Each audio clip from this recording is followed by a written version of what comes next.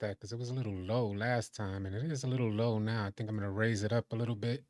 Testing, testing, testing, testing. Yeah, it looks like I could go even testing. Yo, all right. Yeah, it looks like I could go even louder. Hopefully that's good. I don't know what's going on with the mic, but I keep having these weird issues. It's like 1 second is not hitting all the way, and then the next. Let me move this down. I think that's what it is actually. It's probably gonna be too loud now. All right, that looks good. We'll see what happens. Let me go do what I gotta do before the homies get in here. Live stream. Because I didn't change any other settings. We'll see what it is.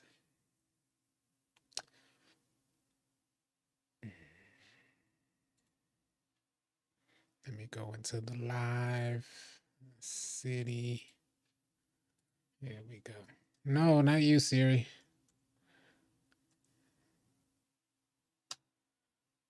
There needs to be like a no, not you, Siri cancel.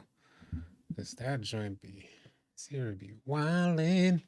What up, y'all? What's goody? And let's go up, let's scroll up if I can. I guess the comments are coming in. What up, Daniel? Messiah in the building. Jay, what it is? Mark, what's goody? Ice Cold Thriller in the building. What up, King Dad's Firearms and Survival? Your sounds fine on this end. I appreciate you, man. Appreciate you for letting me know. I'm having some weird issues. I think, the audio always, it sounds good, but the levels for some reason, maybe maybe it's because I'm changing the distance as to how I'm talking into the mic. Hopefully that's good right there. Who else is up in here? BX banging in the building. What up, man? Sounds fine on this end.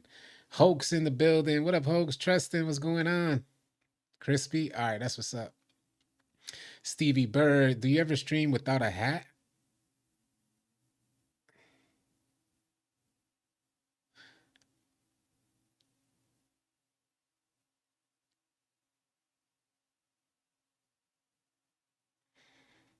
I'm gonna just take a deep breath on that one, and then you'll just keep pushing forward.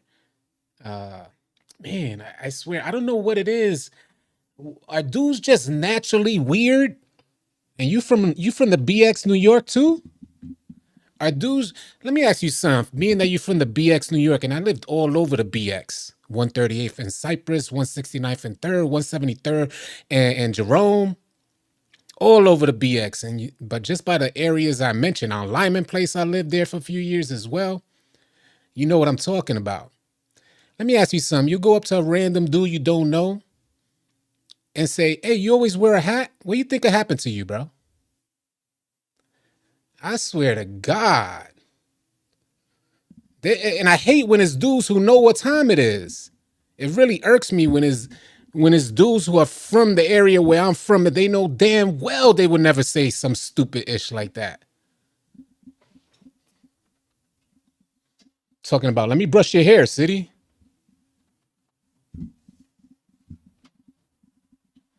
Swear to God, these lames. Yeah, you sound like a dude from White Plains. You sound like a dude from White Plains. That's exactly right.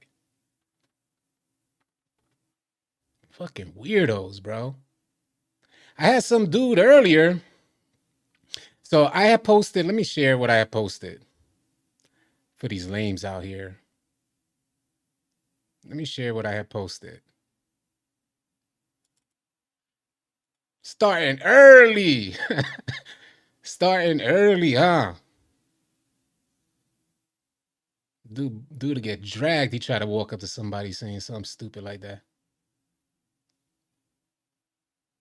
Let me pull this up right quick.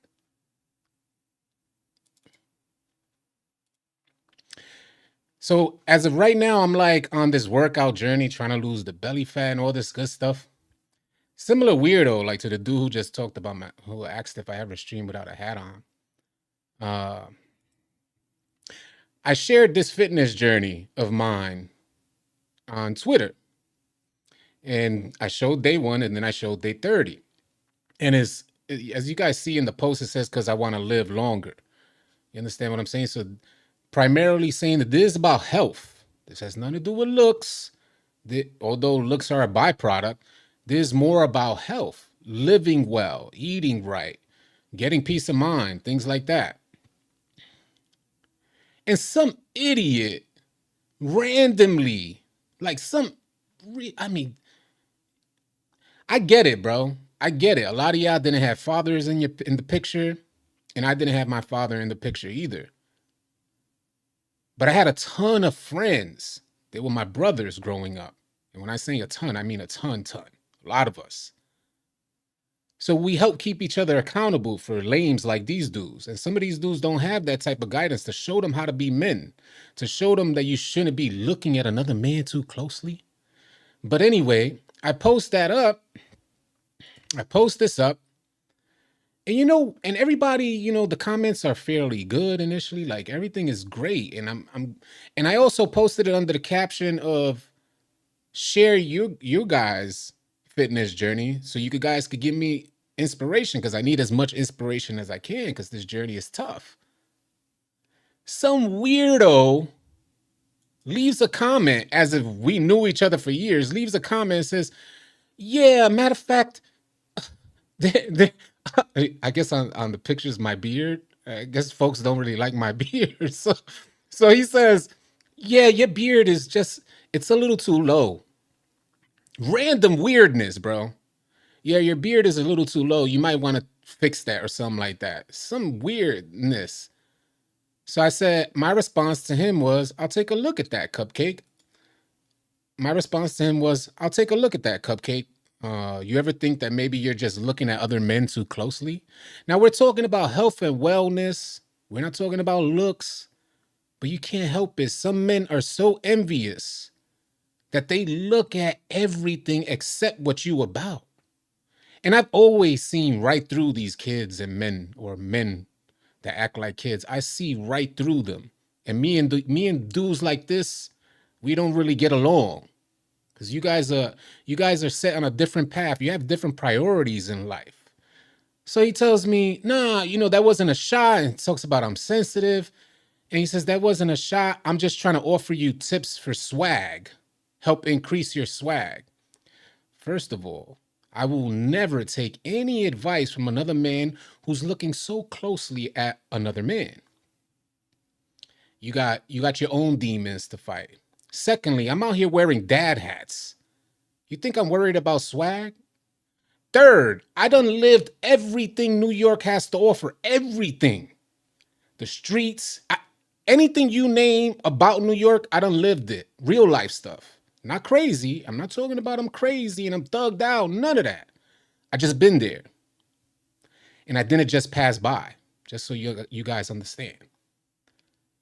So when I see these lames and he's talking about swag, I'm a grown man. How dare you? Like, what in the world is wrong with y'all idiots? You think we on the same level? Like, you think there's levels to this. When you get your level up, when you level up your mind, then come holler at me. But there's levels to this stuff, man. You think I'm worried? I've been past that level. Been let go of swag. Because as you get older, you start realizing what's real swag is having your house paid for. What's real swag is there's no car note, bro. Real swag is being financially stable. Has nothing to do with your outward appearance. And what irks me even more, and I'm sorry I'm going on this rant, but what irks me even more is that we do this to our own people. Because we could easily see a rich white man, and this is not to make it about race, but this is what we do amongst our own people. We constantly check them on how they look, their outward appearance. But for some odd reason, when you see a white man with no swag and he got his money up, the last thing you're looking at is how he looks. Like, it's the very last thing. Why? Because he cares nothing about it. He's getting his bread up. Everything else follows. Man, oh man, it needs to be said though, right? I appreciate y'all letting me vent right there. Good way to start the stream. Good way to start the stream with these freaking lames, man.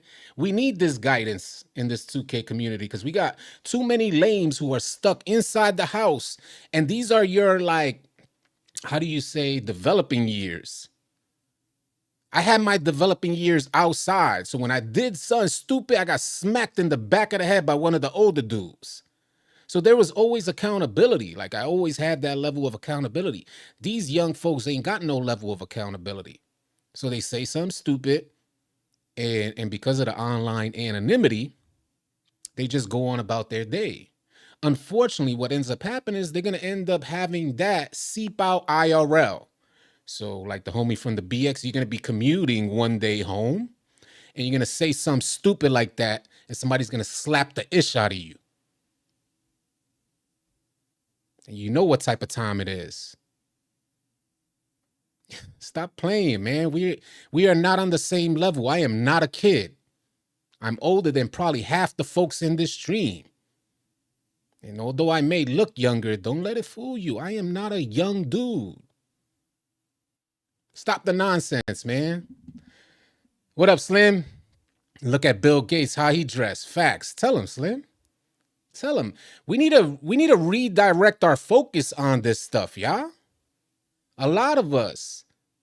I'm Puerto Rican. A lot of, our stereotype Puerto Rican is we always look good. We always look fresh. Same with men and women.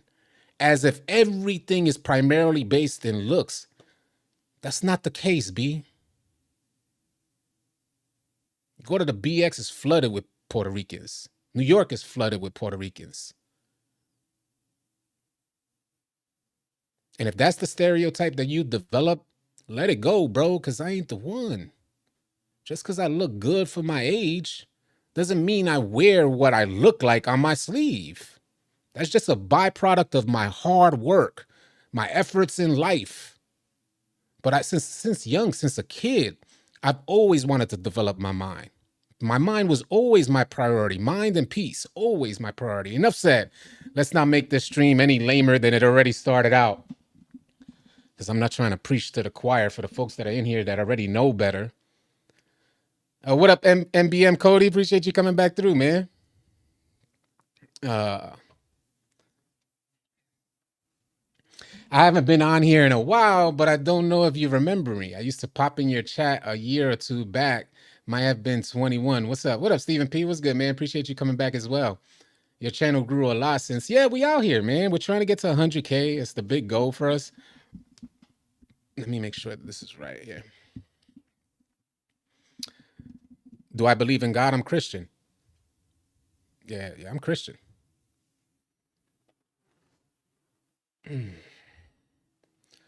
A lot of men grew up with feminine energy, no masculinity. That's where it come from. And it's facts. I appreciate that we're able to have a different dialogue about something else other than 2K. We know 2K dry as hell right now, but we could definitely get into 2K. But if you guys want to keep this conversation going, I'm definitely with it, man.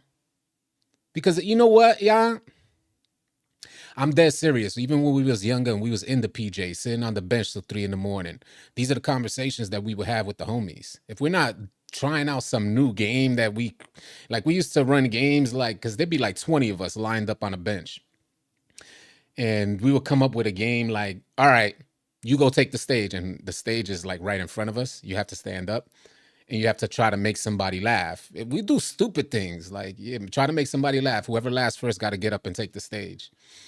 But these are the type of things, the conversation that we're having right now. This is how we conversated. This is how we talked amongst ourselves, mad young. So we were always trying to elevate our minds, all of us. These young kids' focus these days is all about the wrong things. Yes, Raphael, facts. TrillDC, what do you think about dribbling and responsiveness being faster on old generation? But I've been preaching this, TrillDC.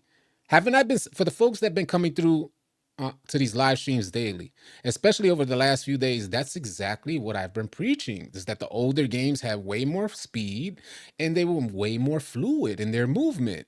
And then we get to 2K24 and it's like, hold on. And I was saying this just yesterday. How is it? The reason I may not be a 2K developer, but I'm a 2K player who has purchased 2K. So I have experience purchasing the game. And I've purchased every single one since the very first one came out on Dreamcast. And because of that, I was able to see where 2K was and where we're at right now.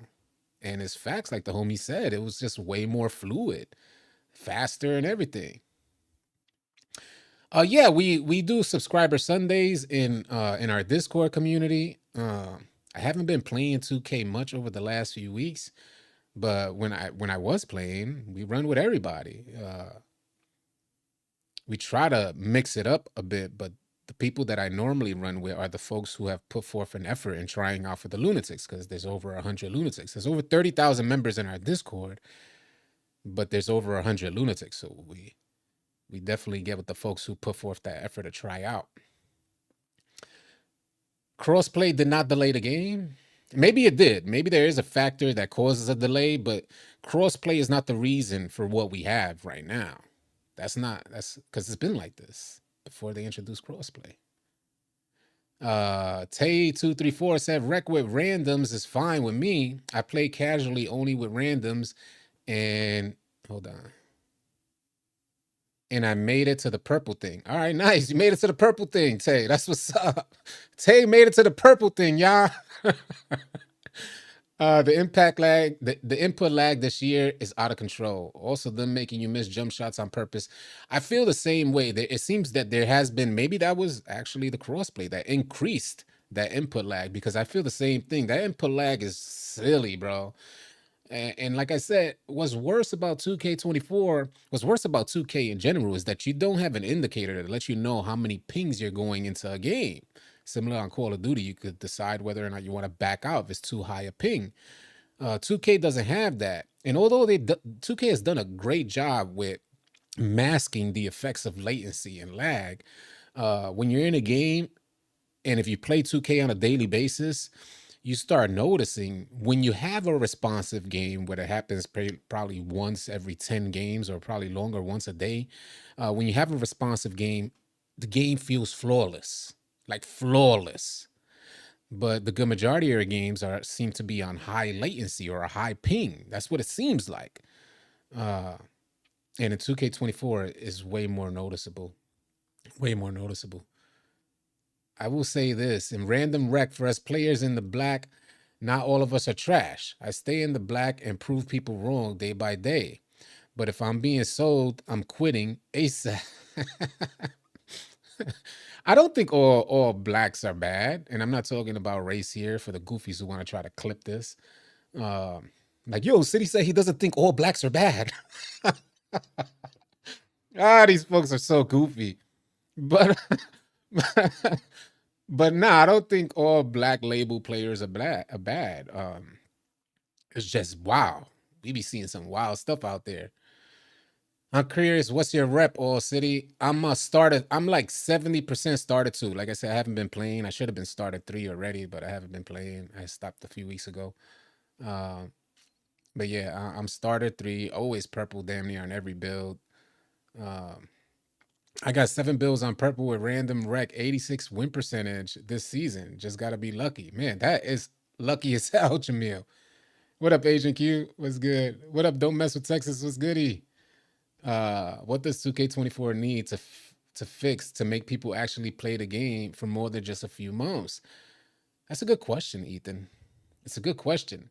And I think similar to what we've been addressing already, there needs to be an increase in fluidity in the movement. There needs to be an increase in speed. These animations need to blend together way better when you're performing them. And that input lag is so off-putting. Really breaks the whole level of immersion. Any immersion you may have, the idea of having input lag, and what we mean by input lag, I don't know if everybody's speaking on the same terms here, but at least I'll explain what I mean by input lag. The delay between your controller input and what you see on screen, and oftentimes that has to do with your internet connection, the monitor that you're using. Some people like to use TVs and things like that, so that could be the case. But when you have all that other stuff up to par, you got your controller wired in, and you still sense input lag, that's all on 2K. Oftentimes I played the game and I was running the point guard this year. I played the game and I'll hit the controller 2-3 times, and not one of those things would lead to a response on screen. And I would, because we always on the mic, so I would be talking to the homies, yo, I'm hitting it. They say, I hear you hitting it, bro. And ain't nothing happening on screen. Like the joint just straight won't register. And then, or sometimes you'll hit it and it's so delayed that you're thinking, all right, so being that didn't work, you see the defender slide over, let me trigger a different animation because the first one didn't even activate. And then when you go to trigger the different animation, the one that you queued up initially plays out. And you're like, get the, and now you threw off your whole rhythm for your dribble combination. It's just wild. So it's little things like that that continue to break immersion that folks are just like, it seems like a game in beta. As amazing as 2K looks, when you get into the nitty gritty, I think folks could play the game even for like a month straight and maybe not feel the effects. But it's when you mentally make that next step, mentally you're like, all right, I'm finna go crazy now. That's when you see that there's a ceiling. And it's like, and you start seeing the limitations of 2K. You start seeing all that stuff when you're ready to take that next step. If you're playing it from a casual, fun perspective, you may not even notice half the things I'm talking about. But when you're really ready to increase that percentage, like that shooting percentage max, you start making these goals for yourself on 2K. That's when you start noticing all this goofy stuff. I believe there's a predetermined outcome to how well you're going to shoot before the game. And I don't blame you for feeling like that, Nitty172. I really don't blame you for feeling like that. Because oftentimes, whether there is or there isn't, oftentimes I will say that 2K does feel like there's a predetermined outcome to how well you're going to shoot before the game even starts. I really believe that has to do with the latency that you're on. But man, I tell you, what up, Blake? What's going on, man? Let's get a GA in the building. Just stay on your purpose, bro. Been knowing you for years and know what you stand for. Keep grinding, brother. You already know the vibes. Let's get a GA. What's good, my G? You already know, man. Appreciate you, man. Stephen Jones, playing rec randoms is completely luck of the draw. I'm starter 1 looking to make starter 3, and I honestly feel like it won't happen. I play for 6 or 7 hours a day. Hey, Stephen Jones, if you really want to hit that starter 3, considering you're playing 6 or 7 hours a day, that means that you're really committed to 2K. I'd say stop running with randoms and join us this weekend in our Discord and try out for the Lunatics. It'll change your life, considering you're spending so much time running with randoms.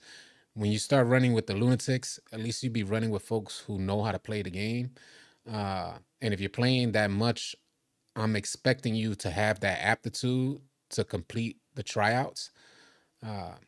So yeah, if you're one of those players like that, just type !Discord, and you'll be able to try out for the Lunatics. Slim said, "Hey yo, what you hitting? What did I miss some? Did I say something? Pause and I didn't even catch it." Yeah, the rep system is flawed. Bring back stats in the rec locker room plus teammate grades means way more to me than purple, gold, brown, and black. uh Yeah, the link for Discord is already in there. Slim put it up. Hey, BX Banging, yeah, come on and try out, because I want to holler at you. Yeah. Matter of fact, yeah, be sure to come try out, BX Banging. Yeah, I want to holler at you, bro. So join the Discord. Just type !Discord and meet me this weekend. We'll definitely get you a spot, bro. I want to try out and bring my build out here. What up, Tayo? Yeah. Save the trials till next year. This bad gameplay to go off this year. Well, the reason why I think it's important to try out is because the gameplay is bad. But when you're running with randoms, it makes it that much worse, B. So my experience got super enhanced when I started running with players that I had chemistry with. You feel what I'm saying? I'm not saying this just to say this. I offer this stuff up, and we developed this whole program in our Discord because of how much running with players I know has changed my whole experience on 2K. And that's just facts. And it could do the same for a lot of you guys out there where you're just lost. It's like, and you don't know what's going to happen. Every game you get on, you don't know what's going to be the outcome. I could tell you the good majority of games that we get on, because I have a 90 win percentage in the rec center. Excuse me, that's not really saying much. I know that's not really saying much, but I just mean to say, I could tell you the good majority of the times we know the outcome when we're going into a rec game. It's a very rare occasion that we have to worry about the team we're facing. Um, my big usually drops 15, 15, and 8, and we'll get 0.3 or 0.2. All right. Rec be so toxic for solo randoms, though. It's me, Rude Boy. What up, Rude Boy Fresh? I see you changed your name to Family Man Fresh. All right. I changed my name, by the way. Time to grow up. I'll try and remember that. Rude Boy Fresh in the building. What up, man? Appreciate you being here.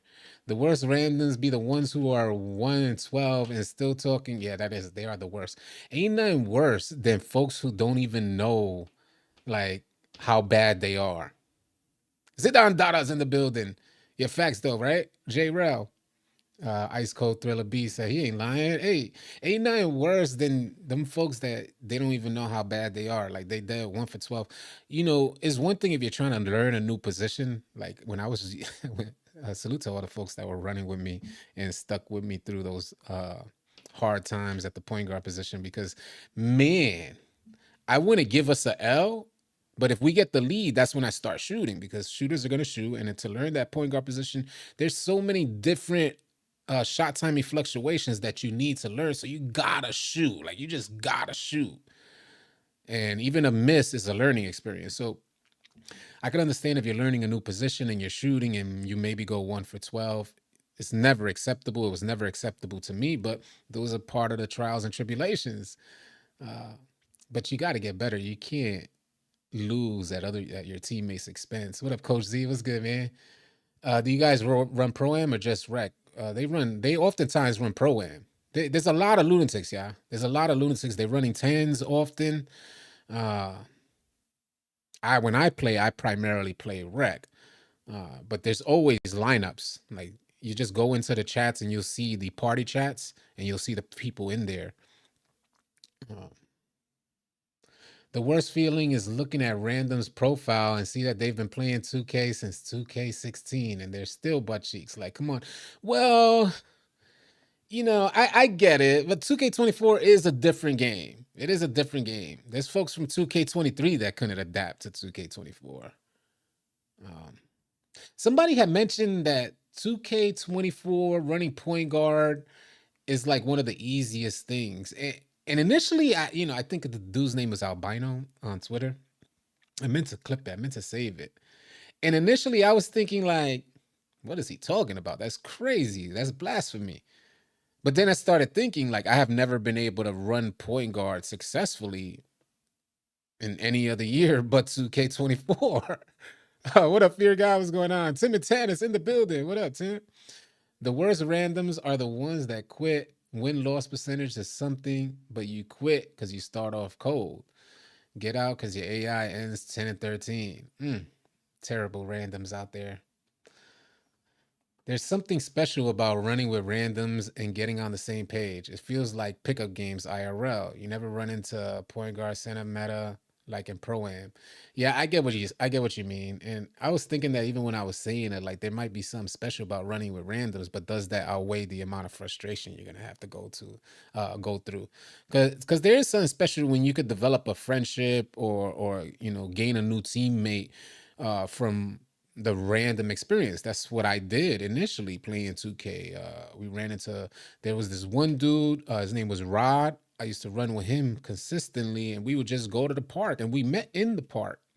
And then it just, we developed this friendship and he connected me with other folks and I started running with them and that actually led to YouTube. Which is crazy. But yeah, there's something special about meeting those folks that experience there, but it could very well be the same on Discord because everybody's going to be new to y'all. See, 2K24 forces you to shoot with no meter. What do you mean by that? The key is defense. Hold on, that was Jamil. Jamil said, the key is defense. You shut your matchup down, leads to easy baskets, and they quit. Oh, so folks are just inclined to quit ASAP. Rashawn Mills, what up? 5 people trying to screen. That is the worst. That's the hardest thing for me to except about seeing randoms in the rec. Yo, that's serious. The homie said 5 people trying to screen at the top of the key. You know what's the worst thing too is that oftentimes you see a player set a screen just so you could get double team. It's so terrible, man. It's so bad. I know that's got to be extra frustrating. That's got to be rage inducing. Running PG on a rec is kind of stressful. It could be. I could only imagine running with randoms. If I was running with randoms at the PG position, I'd probably I'd probably have my controller in pieces, man. But yeah, I don't put myself. I don't even test the idea. Like I won't even test that idea because I will rage. Man, I used to play 2K like crazy. Now I just load in, ride around, and be like, yeah, I ain't even gonna stress myself out with random since the homies ain't always on. Yeah, yeah. Definitely check out our Discord, man. 2K24 is not really that bad. I don't think it's that bad. I keep stressing that. Hopefully, everybody in the stream understands that. And by the way, if you're here and you haven't subscribed yet, please consider subscribing because I normally don't ask this during live streams, but this year we're trying to push for that 100K. So this year I've been really pushing in case you guys may have forgot, or maybe you're here and it just slipped your mind. If you can, hit that subscribe button so you can help us get one step closer to that 100K. We're almost there, and I'm looking forward to making that happen. I definitely appreciate that. The worst experience is the rec randoms games where you're down 5 to 10 in the first quarter and 2 or 3 people quit on your time. Playing with AI is laughable to say the least. Playing with AI, you see what I mean to say? And I think this is a fault of 2K because even the players who are still remaining on the team don't necessarily like the idea of playing with an AI. The opposing team surely doesn't like having to play against an AI. It's mind numbing. If I wanted to play against AIs, I would go into offline my career. I wish 2K could find, I don't know how they would approach it, but I wish 2K could find a way to get people to fill in these slots. Uh, Blake with a 199 super chat said 100K, y'all. Come on, let's get it. Appreciate you, Blake, man. Almost there, man. Almost there. You see me grinding. You see me pushing. Uh, man, 100K is it. And I'm trying to take it easy. You know what I mean? Like I wanted to just come smoothly. Pause. I know that's a huge pause for a lot of y'all, but I just wanted to get here smoothly. Is what I'm getting at. And I wanted the, that work-life balance mentality is really what I'm trying to maintain. But I know we as a community got it. Like I could really push and go on Twitter and start a campaign to get people to subscribe. Uh, but I just want it to happen organically. Uh, you helped me with a lot of my bills. Appreciate you, Messiah. Yeah. Yeah, we made some amazing bills this year. This year I was really happy with the bills. Appreciate that super chat, Blake. Yeah, I was really happy with the bills this year that I created. AI is absolutely horrible at spacing the floor. They are. They are. The AI is way better. This is probably the best AI I've ever seen. I don't know if you agree. Do you guys agree with that? This year, this is the best AI that I have ever seen. There were 2Ks where you never had to worry about spacing on the floor. I don't know if you guys know about that, but in older versions of 2K, whenever there was an AI, it didn't feel too heavy because the AI knew go to the corner. I don't know, it was programmed like that. It was good spacing because the AI would just immediately go to the corner. Wow. Between this year and last year, these AIs, there'll be a whole 6'1" AI going into the paint and staying low block. You're like, who programmed this? The czar. I'm not trying to go at your head, the czar, but how does that happen?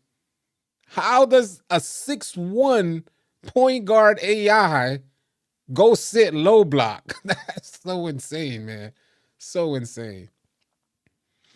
Let's get 100K. Come join the Discord. It's a great community from all walks of life. It is truly family community where we keep it the toxic world out. Yeah, we do our best to go against the grain. And I understand we're going against the grain here, so it may limit the potential for success, but so far it's worked out good. People seem to like the structure of our Discord, and our Discord is very different from other communities and other servers. Because there's an active effort there. The managers, the people who are involved with keeping Discord running, folks really care. Like they dead. Everybody really cares about the community. Uh, and we've invested a ton. I mean, a ton of off time just to make sure that that joint runs properly, mediate situations between members and all this stuff. It goes a long way, but it's it's character building. When someone quits, there's an AI name should turn red to let you know someone quit. I've run a whole game not knowing it was only three of us playing. Ah, Rashawn Mills. I bet you that probably won't happen to you in the future. Yeah, if you run a whole game without knowing you have an AI, that's on you, bro. That's really on you, and that goes to show how messy running with randoms is, because you couldn't even tell there was an AI on the floor. Yeah, it's time to get into more structured basketball, man. A point guard that knows what he's doing, and not a point guard that's carrying you guys, but a point guard that's feeding y'all because he truly appreciates the idea of, you know, dotting people, and that he truly appreciates ball movement. The same appreciation that these point guards have for shooting the rock is the same appreciation they have for you shooting the rock, and they gave you that pass for an open shot. So yeah, if you really didn't realize that you had an AI the whole game, that random scene must be just completely messy, bro. Because we immediately noticed that. Did I miss super chats? Did I miss them, or they just came in? Let me double check. All right, yeah, they came in at the same time. Uh Guy Lee with a $5 super chat said, just supporting the channel. Mad respect. Appreciate that, Guy Lee. Truly humbling, man. Salute to y'all, bro. 9.99 super chat from NP13. He said, you think 2K would ever address the issue of people playing rec with only two-man teams having to face full 5 stacks every game? Me and my boy run rec, and we're forced to face full teams running zone. Hold on a second. From what I understand, and I never go in there without 5. So whenever we're going into the rec, we got it. We get our 5 first, and then we go in. So I've never went in there with less than 5. If you and your homie want to play rec, you have to go into the squad spot, from my understanding. And then 2K will attempt to match you up with 3 other people who went in as a team as well. Am I mistaken about that?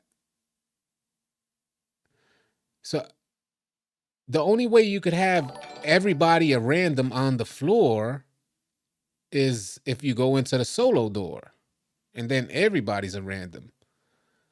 I don't know what 2K could do to fix that, but what up, Kevin Green? What's going on? You ain't miss much. We out here just vibing. Justin, sorry if I missed any of your comments, and you feel it's really important and it was really directed at me, just repost it, copy and paste it, because the comments, they keep coming. I try to address them, but sometimes my response is longer and there's comments just scrolling up. What are your thoughts on Hall of Fame? Justin Mosby said, what are your thoughts on Hall of Fame anchor? Positioning is most important, but I'm still seeing them make shots I feel like they should miss. I've used bronze to gold and think it's time for Hall of Fame for my center build. It's tough, man. It's tough to say. It's hard for us to. I'm gonna give you guys what it is, because I've been trying to run a center every single year for years now, and I always get discouraged by the mechanics of 2K. I don't think 2K24 is bad. I think we're going in the right direction in regards to interior defense. We're heading there. But there are too many instances where, as a center, you're doing your work extremely early. Like, you see the play happening. For instance, I'll give you guys a for instance. I'm a player that pays attention to everybody's tendencies on the floor. I just, there's like little indicators. This dude has a headband, or the dude with the headband, or a dude with no socks on, he's the one who likes to drive aggressively. The dude with the dreads, something like that, So as soon as I pinpoint who's the aggressor, or, just certain tendencies, he's more inclined to take a mid-range shot right there. So I'm always paying attention to that. So for instance, let's say there's a hash cutter. I'll pay attention. He got me once. He took the backdoor cut. He got me once. So I say, okay, he's playing extra aggressive, and he's going straight up. Like, he's not one of those who try to circle around underneath the basket and then pump fake you to death. But he's hella aggressive, and he's going right up. So the next play down, I make the adjustment. I try to do the work early and slide over to the side where that aggressive hash cutter likes to sit. I'll get out of 3 seconds on that side. And even still, 2K, like the homie said, anchor doesn't work as it should. You did the work early. You attempt to put your hands up because you did the work early. You figure there's a good time to put my hands up, or else it should be a charge or whatnot. Definitely shouldn't be a foul. And sure enough, you get an outcome that's not favorable to you. And it just leaves you scratching your head because how else do you do it? And then on the flip side of that, there's these occasions where you were late. Like it should have been 2 points for the homie. And 2K gives you a crazy jump animation for you to get a chase down block, even though you were super late. So it's still confusing in the paint. It's something that's not fully flushed out yet, even though I feel like we're headed in the right direction. Hopefully 2K this doesn't flip that on its head next year. What up, OG? What's good, man? Hope you're having a blessed day as well. They have gave me an AI. Me and my boy went in, and they gave 2 other teammates and gave us an AI. We was in the queue for about 20 minutes. Really, I didn't realize that was the case for you guys. And we know it because we we go out there with 5, and damn near every game there's an AI on the other team. There's something wrong with 2K. If there's an AI on the other team every game, it's one of two things. Either the player base ain't up to par, or there's something wrong with, the whole system for matchmaking or getting these folks to get into the game. What up, Deshaun? What's good, man? Praise the Don MP13. When they do that, I'll sit half court. How to fix rec randoms. They should either heavily penalize those that quit or give better incentive to those that stay. Maybe increase the rep gained for those that stay in the game. I think that's one option. I hate the idea because folks are still gonna quit. Like they're still gonna get out the game. But I think adding incentive. This is what I honestly feel. I feel like if somebody quits on the other team, then we should have an option to get up out there. Like I don't necessarily want it. It's boring for the person that's playing that has the AI against them. It's dead boring. Like I feel like we waste 20, 30 minutes of our lives when we get the AIs on the court. And I think everybody should have an option to just get up out of there with no penalty. I know that'll lead to even more problems, but I just don't want to play against AIs. This is why we're playing online. Tim and Tanner said, excuse me, they should update the algorithm to matchup system based on consistency finishing games, how many rec games played, efficiency, and tier. And I feel that may have something to do with it, Tim, because we were talking about that in yesterday's live stream. They have to do better with the matchmaking, and they have to just dig in a little deeper to further analyze the people that are being matched up. I feel you all the way on that. What up, Semper? Yeah, like Semper. We were talking about that, right, Semper? Semper said label them a shoot first quitter. Stephen Jones said, I spent $470 on VC this year so far. Starting to feel like it's a waste of money since there's no structure in the game modes. I guess I just have to run with squads. It will change. Trust me. Running with squads, running with folks, again, just join. If you're able to try out for the Lunatics, if you're able to make the tryouts, I could promise you it'll change your experience, man. You'll end up asking for folks to run in the Lunatics chat. It's an exclusive chat solely made for everybody who has tried out and proving that they have this certain level of aptitude. So yeah, a lot of your problems will be resolved just by joining our Discord. And I'm not just saying that I get nothing for you guys joining. It ain't like I get paid for you guys. There's no incentive here. There's a community that we built just off the strength of being a member of the 2K community. And we was trying to fill a void to help people, one, stop running with randoms and then find better players to run with. And also creating a gaming community that's non-toxic. You could go ahead and try to be toxic. You could give it a shot if you want, but you will be banned ASAP, like that.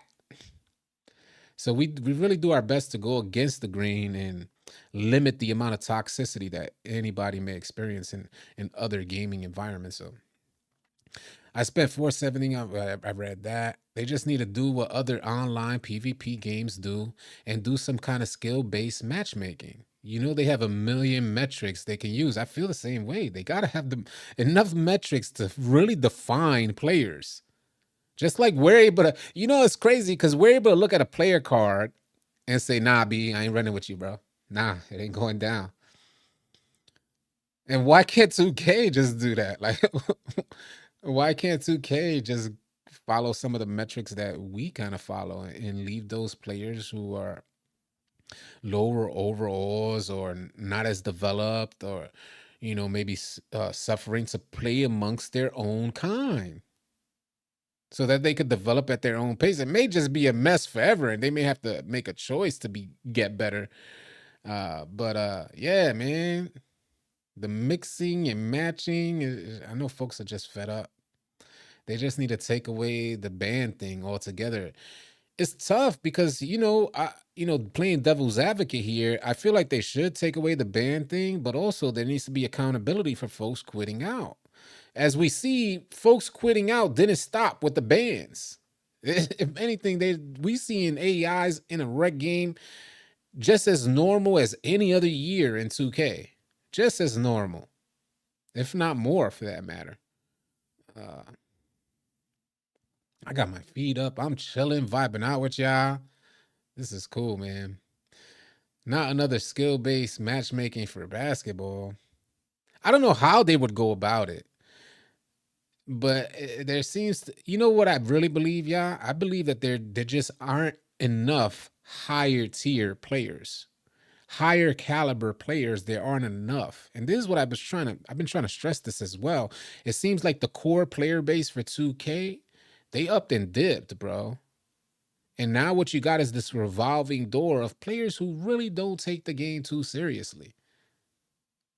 Like random is their last, like running rec randoms is like their last stop. Where it's never been like that, man. You had sweats in the park. Park sweats could never go into ProAm because like it wasn't a thing. It was just two different game modes. So then you have ProAm sweats and rec sweats. And now it just feels like the only sweats out there, you may run into them in ProAm because even ProAm is getting watered down. A lot of the bums from rec ended up creating teams and giving ProAm a shot. So ProAm ain't nearly as competitive as it once was. And it further validates the idea that the player base is just different now. It doesn't feel like people are as devoted to 2K as they once was. 2K needs to penalize for creating updates, patches that make builds irrelevant, making you spend money on a new one for sometimes the smallest attribute move. This is thievery, like VC Gate. It is. It is. There's been a constant argument for a few years now where it's just like, hold on, bro. That change you made and that update and that patch, that change you made changed the whole way my player looks out there on the floor. Over the years, I've become accustomed to all these changes, so we've been able to create builds that stand the test of time and could withstand these patches. I think every single one of my builds I could bring out right now and I'd be successful with it. So when we're looking at these builds, that's what we're going for, but a lot of people don't. A lot of people don't go for that. A lot of people think, let me go for the 99 steel. I can tell you right now, you're going to be heavily disappointed. And you may have a day, a week, you may be happy with it. But rest assured, those days are going to come with your 99 steel where you get 0 steals. And the ball handler is making so many mistakes, dribbling the rock right in your grill. So it's too many instances. People go for a 99 block, get disappointed by the mechanics of interior defense. For that matter, even 99 3-ball players are sick out there. I've seen it. You should lose VC if you quit, and if you're doing bad in the game or selling. So, man, It's definitely a great idea, to lose VC or some type of penalty uh, for quitting out of games. I don't know. 2K hasn't found the answer. I don't know the answer, but what I see happening is a bunch of 2K support tickets saying that I never quit out the game. I got error coded. I need my VC back. So it's like a thin line they don't necessarily want to cross. Deshaun McLean said, "What a Bambo? What's going on, man? Maybe have a server just for quitters." A server just for quitters. If a player quits too often, they only be able to. That's not a bad idea. If a player quits too often, they'll only be able to log in on that server for a specific period of time. That's not a bad idea. Like a gulag or something. That's not a bad idea. Take them to the gulag. Take them to Rookieville. They stay in Rookieville. Quit again. See if you won't get loaded back up in Rookieville. They definitely need a group forfeit and mercy option. Yeah, that's what I'm saying. I've been pleading for like that, a forfeit or a mercy option, because I want to get up out this game. Tired of playing against randoms.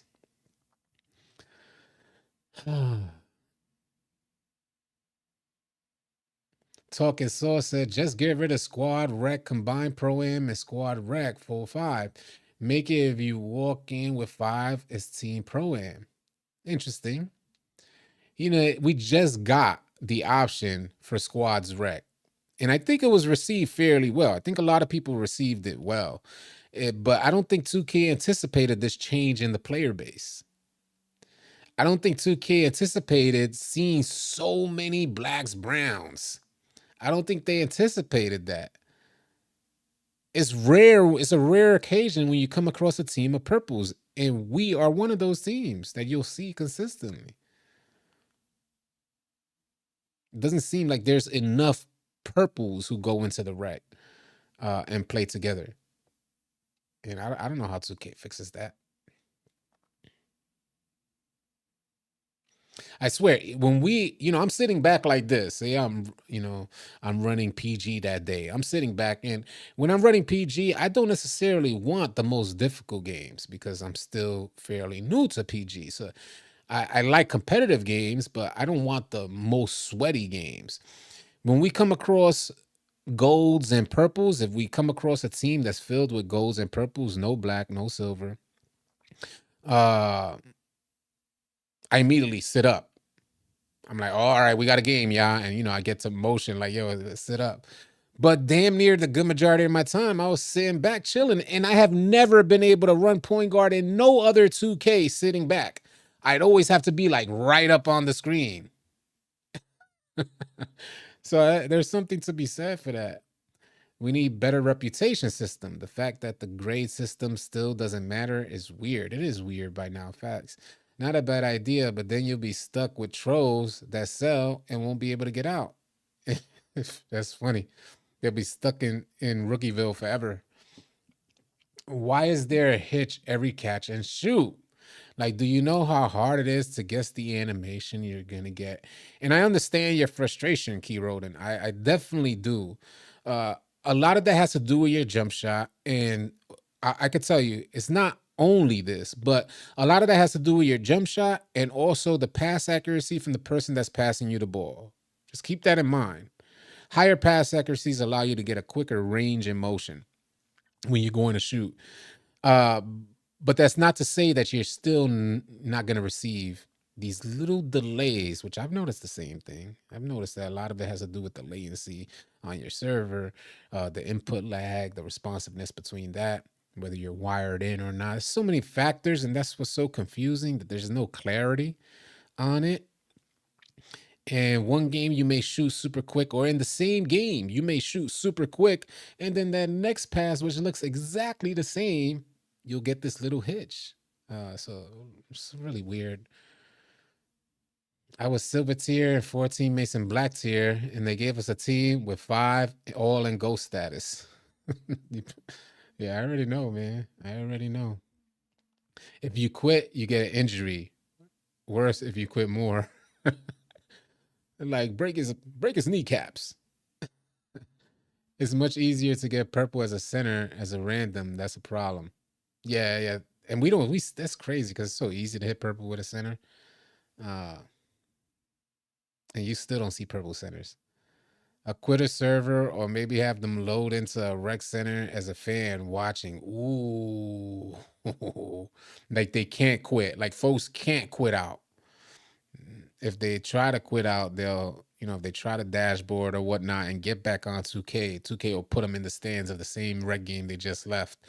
That might be effective because I know there was some, I think it was in Call of Duty, where if you quit and you try to load the game back up, it'll put you into the same game when you load up until that match finishes. I don't know if Call of Duty is still like that, but might not be a bad idea because if folks are gonna have to stick through the to the inside, like to the end of the game, they'll probably feel like, well, I might as well just finish the game if they're gonna sit me in the stands. That might be probably one of the best options. That might be one of the best ones. I passed to the point guard first because of their pass accuracy and dimer. Yeah, yeah. Then you have the randoms who see you go past 25 and they start denying you in the corner, wing, or cutting. Yeah, yeah. Vice grip affects your catch and shoot too, I think. I remember being the only one playing pickup defense and be called trash, even though I was the reason the game was close because the opposition was forced to pass more because shot clock violation in 3 seconds. Let me see if I read that right. The only one playing pickup defense. Well, here's an issue, yeah. And there's another thing too, because a lot of folks, and I'm not saying you're doing it wrong, Manny, at all, but what I'm saying is oftentimes when you're playing pickup defense, communication is going to be key, like number one, like that's going to be key. So if folks are playing, and I can't imagine how randoms play pickup defense, it's so wild because they're crazy. I just mean to say, like if I go out there with my team, we're always playing pickup defense. Every play is a pickup defense. Uh, we got each other's backs. But if you're out there with randoms and you play pickup defense and you're not sure if anybody got your back, then your zone area or your man is going to be the one that's open, which is probably why they were calling you trash because nobody was recovering for you. If you're picking up a man, that means somebody else is open and somebody else should be guarding them. But instead, people just sit there and ball watch and then try to holler at you afterwards. Maybe there should be small buy-in for squad games, 250, 500 VC. A buy-in is not a bad idea. I know folks won't necessarily like that, but I get the idea that we want to encourage folks to stay in the game so they don't feel like they're losing something. If they pay to get in, they'll probably be less inclined to quit out so easily. I get it. These are great ideas, man. Why don't we have small tournaments for VC by now? Hope they add that in the future. Yeah, man. Like 2K could do so much for the community as far as, giving out one of the best prizes is VC, period.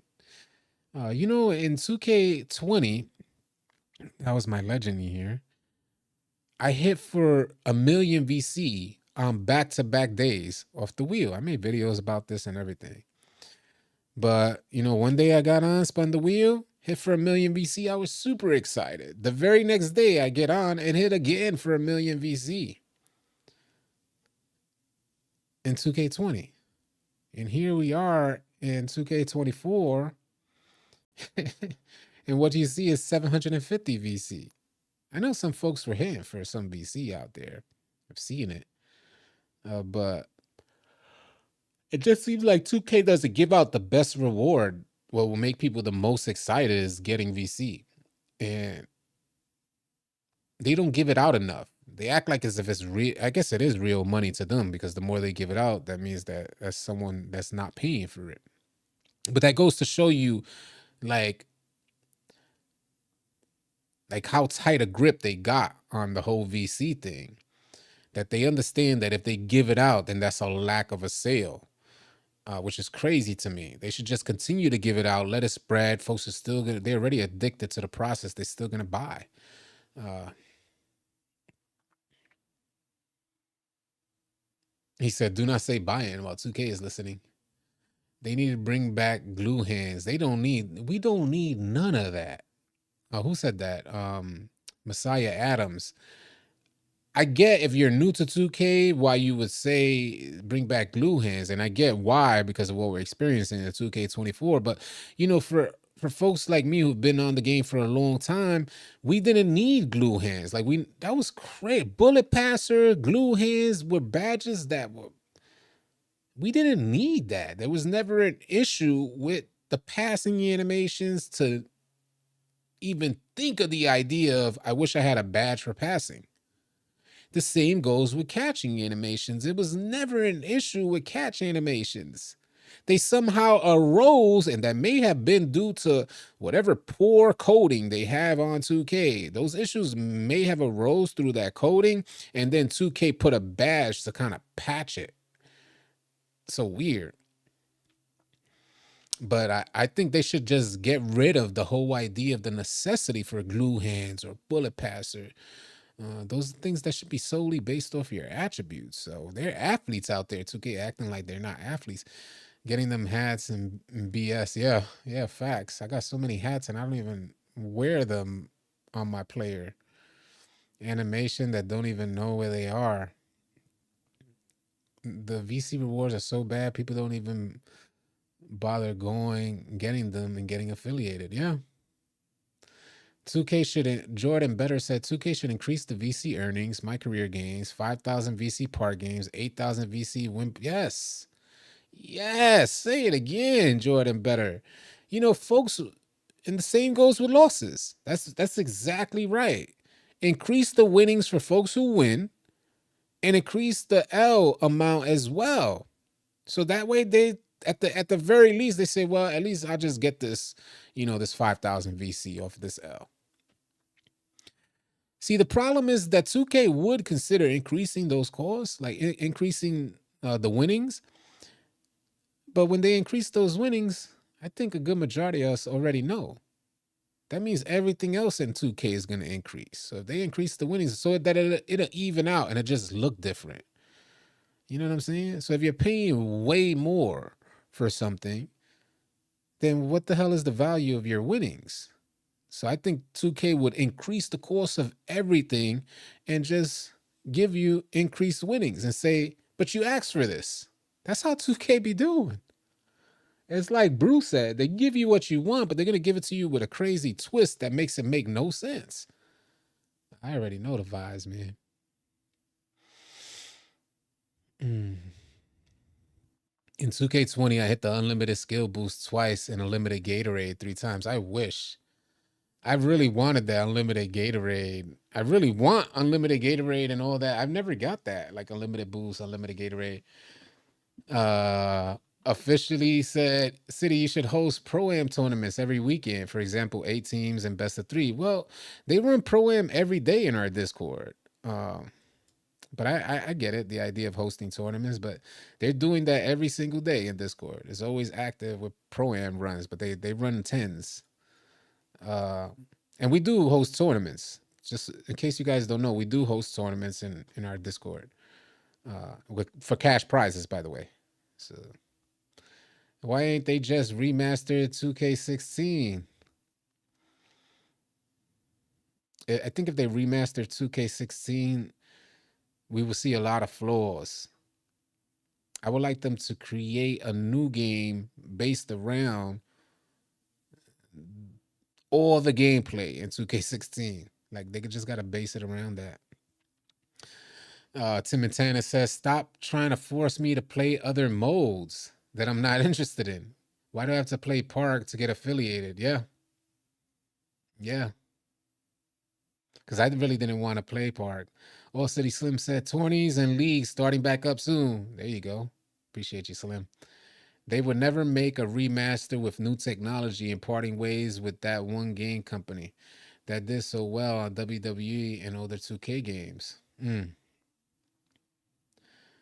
James Williams said 2K think they slick and stuff and season prizes like animations and stuff they put in the daily spin. It's like, why? Yeah, remember this is what we were getting? Like we were getting those things. That's exactly what we were getting on, like you had mentioned, on a daily spin on in the season prizes, and then they put them in the daily spins.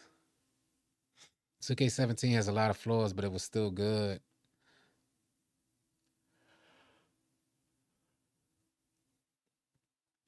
Just posting up said, I don't care how expensive the game is. I just care if it's fun. And right now it's more of a job and a chore than a fun video game to play with the boys. A lot of people are feeling like that. A lot more people are feeling like 2K has become a chore. And it's because of the connection that we had from way back when. And it's something that I've come to realize myself. Like, yo, hold on a second. This joint is becoming a chore. And I almost fell down that rabbit hole again this year. And I said, nah, bro. I gotta step away, bro. Like I dead seriously had to force myself to step away because especially at the point guard position, trying that position out, you end up feeling like you're waking up to practice IRL and you see yourself on 2K practicing. And then the results, I was happy with the results that I received per se, but not for the amount of time that I put into a video game. No, I was supposed to be super goated. Amount of time that I would practice animations and dribble combinations. And what would happen is that I would go online and then I'd see like, hold on a second. I just spent hours practicing it. You're telling me I can't activate it in game? So I would go through these confused, and then the very next day I get on and everything is activating perfectly fine.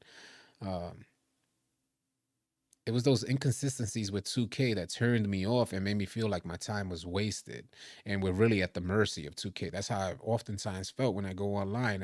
Like the homie said earlier, it feels like the outcome is already written. Uh, and too many times that I felt like that, and I said, "Nah, B, nah, bro, this joint's fixed, B." That's how you be feeling. And I tell you, even on a W, there's another factor as well that I consider, that even on the good majority of our games are W's. Even on W's where we're up 20 or 30, you're still not happy, bro.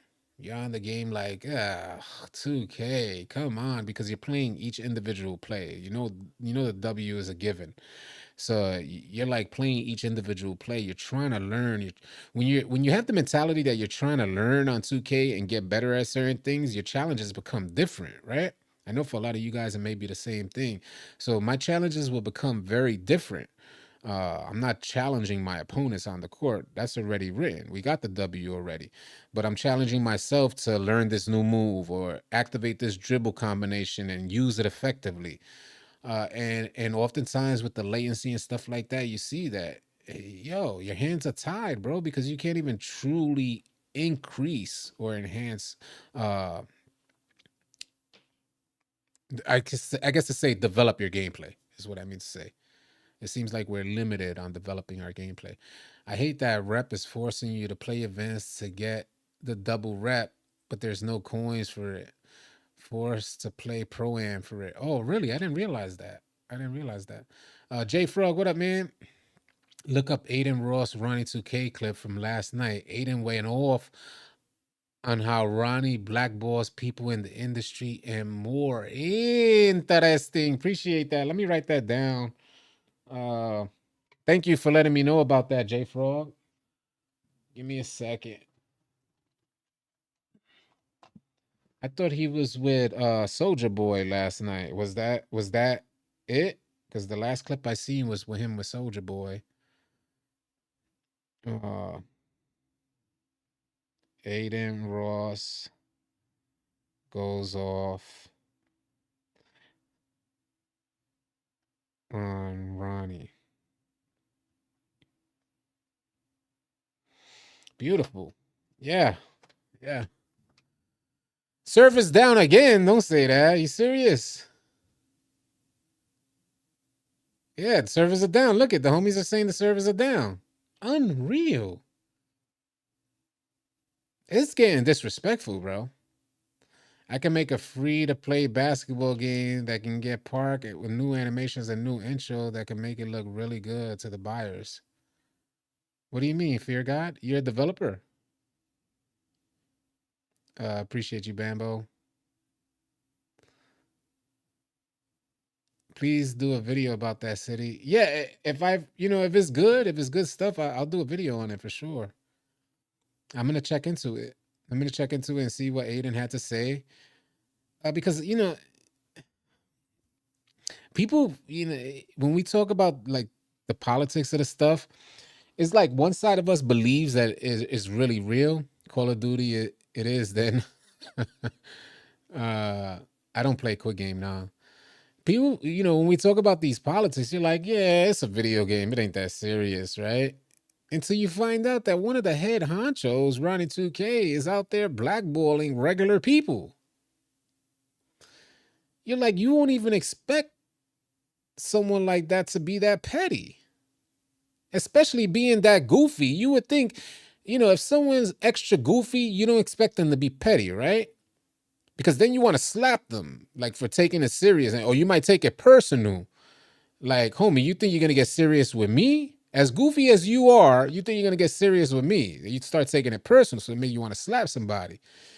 But it's crazy because I've seen too many instances where they are petty, bro. And you think they don't see you, like you think they don't see you. And next thing you know, you don't have no 2K account. Yeah, it's true though. You don't expect goofy people to be petty. They're goofy. So you don't expect them to be petty. You expect stuff to just roll off their back. But nah, they be taking it personal. What up, Keep It 100? What up, man? Yeah, MBM Cody, I heard that the servers are messed up again. Blake said I got 2 error codes. If these servers are down again, I'm gonna lose my mind. Why aren't we investing in this crap? Stephen Jones said. Kareem Redeem said the bottom line of 24 is that the devs don't love creating the game the way they used to, and the entire engine needs to be replaced. It feels like the same game since 2K19. Speaking of facts, Kareem, speaking of facts, I think there's more to it. I think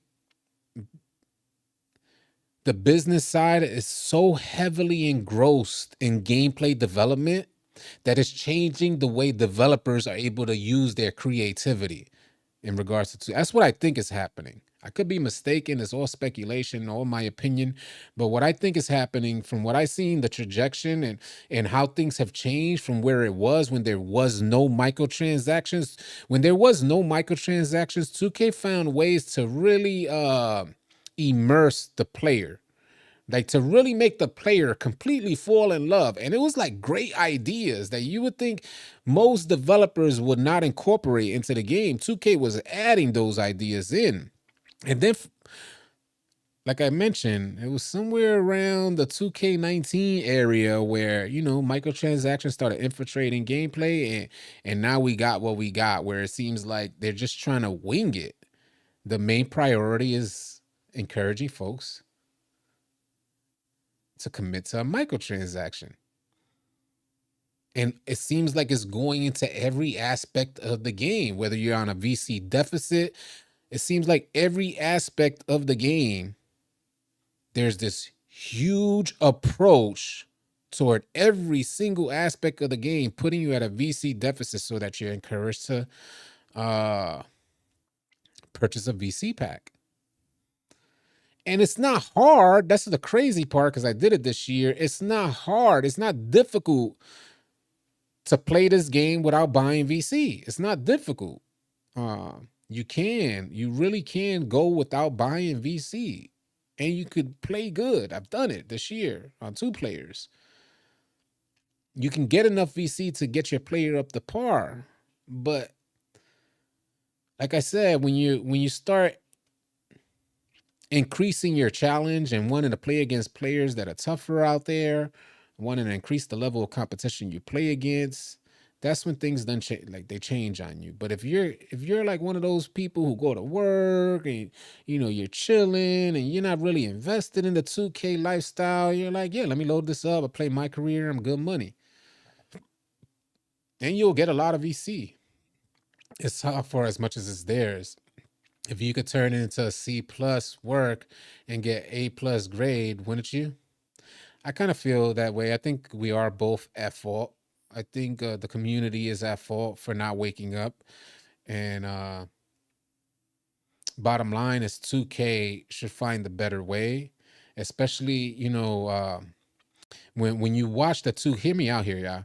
When you watch the 2K come up, like I did, I was an NBA Live player and I watched 2K come and steal mechanics from NBA Live, steal from here, steal actual people, like the homie Jay Easy said, where they took Mike Wang from EA. Uh, and they did everything they had to do to make sure that they were going to take that top dog position. When you watch that come up, and then you watch how they were developing the game, where folks had things like trivia, folks had things like dodgeball that made them super excited about the game. I'm serious. Folks used to be like, "Yo, dodgeball's about to be on. Yo, we got to get off. We're on a win streak, homie. Nah, but dodgeball's about to start." Like, are you freaking kidding me? I never liked dodgeball or trivia, but a lot of people did. I was there. A lot of y'all was there too. So I just mean to say, 2K with their creativity showed in older versions, and now it just seems like they're trying to be. It's almost like they're trying to be as creative, but they're limited with how much they could express their creativity. So everything just seems half-ass, and what ends up happening is, you know, a good amount of the attention is all set up in this uh ecosystem that's trying to encourage you to make a microtransaction. And I think that's where we're at, man. I wish it was different. What up, King Rose? What's good, man? Deshaun McLean said final idea may be reduce their overall to a negative for a time, the time increasing the more they quit, and only be gradually restored by playing and staying in the game. So, and that's definitely a good idea. Here's the issue, yeah, is that a lot of people are dashboarding or testing their connection, things like that. They're attempting workarounds to just actually going into the menu and quitting. And I think that's what 2K has trouble with, figuring out who. There's going to be a 2K support ticket ASAP. Uh, if there's any like super stiff penalty similar to these ban things, how many warnings I got for error codes that 2K gave me? I have not. Did I quit out a game this year? I might have quit out one game this year. I might have. I'm trying to remember if it was this year. I think I was just fed up with the people that I was running with, uh, and I might have just quit out one game. But either way, I could tell you that 99.5% of the time, I am not gonna quit out a game. Why some of these people do? And how do you fix that? I don't know if it's gonna be with a super penalty. It's just too many error codes in the game, and they're making the player base get like they're penalizing the player base for poor coding on 2K's part. Why did I get an error code and then get back on the game, load back up, and see a ban warning? That means 2K thought I quit out. 2K gave me that error code, and you thought I quit out? So now you're playing worried if 2K give you another error code and then you get banned. Talking Sauce said just error code at the end of red games. You know what I'm saying? What up, Laj? I said, well, they want us to play as much games as possible now. The more games we play, the more boosts we buy. They're making a killing from 3v3, theater, no squads, insta games. It's facts. 2K's goal is to keep you on the game. And that's what's the most confusing part about all of this. Because, like, we're here in a live stream and we're just kicking it. And everybody got these great ideas like 2K could incorporate. And it's easier said than done, because if you run a lot of these ideas by the dev team, they'll instantly nod their head, no, impossible. It can't happen until like 5 years from now. So I get that these are great ideas, but 2K has been around so long, and I'm sure they've had so many meetings to discuss the future of 2K. So even way back when, 5 years ago, when they're thinking of ideas, they should have had the ideas that we're presenting right now, and they should have seen this coming. They should have had the foresight to see this coming. And they didn't. And I think what clouded their vision, because it looked like they was on point for quite a while.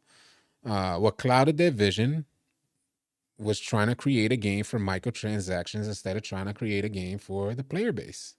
That's how I feel. That's how that's the gist of it. What up, Shy? What's good, man? I think the best way to solve the quitting out thing is to make it so that if you error code out the game, they figure out a way to just drop you back into that game. Yeah, we were talking about that earlier, Shy. But yeah, facts. It was like, how do we get them back in the game? Somebody even mentioned just put them in the stands, bro. So that way they be less inclined to quit. But the idea is you gotta wait for that game to finish. Whether you dashboard, you quit out, you're gonna anytime you go back online, they're gonna load you right back into that game. So that's an option. They make too much money to make excuse. I feel the same way. Bambo. I feel the same way. And the best thing I could come up with is that I just very clearly remember how attached I was in NBA 2K16. How beautiful it looked, and how in NBA 2K16, you never thought that it could get better than that. But when you thought down the line, like it excited you because the game was so amazing at that time. So when you thought future, it was like I could only imagine what's in store for us in the future. And if you take us back in time right now and allow us to see what 2K24 is, you'd have a raging community. They probably would have been initially hyped about seeing the city. If they showed them a 2K trailer, folks would be super happy. But if they gave them a month with 2K24 way back in 2K16, hands down, people would have been heavily disappointed, like heavily. Because they slowed the gameplay down tremendously. It's flooded with microtransactions and you know, when you make 1,000 VC for a game, and then you go to the store and see that a sweater is 50,000 VC, you're like, hold on a second, bro. What the hell? What type of athlete am I? So, big shooting threes is a blessing. What up, Jairus? What's good? Big shooting threes is a blessing, is what he said. Just won a championship in career and got error coded. Twitter is about to go wild. So servers down. Should I have to change this let me see if I change this title. I don't think I've ever worked on changing the title. Let me see if I can. Give me a second. I think I can. Yeah, edit.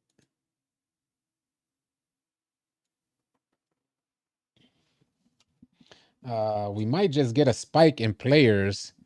Servers are, hold on a second. Let me move that.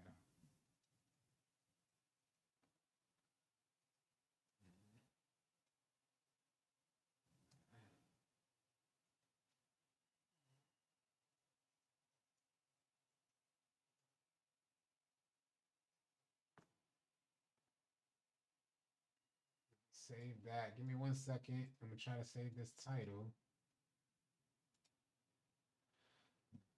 Hopefully that worked. I just changed it under video details. Yeah, servers are down again. It's changed. We might end up getting a spike in people visiting the stream.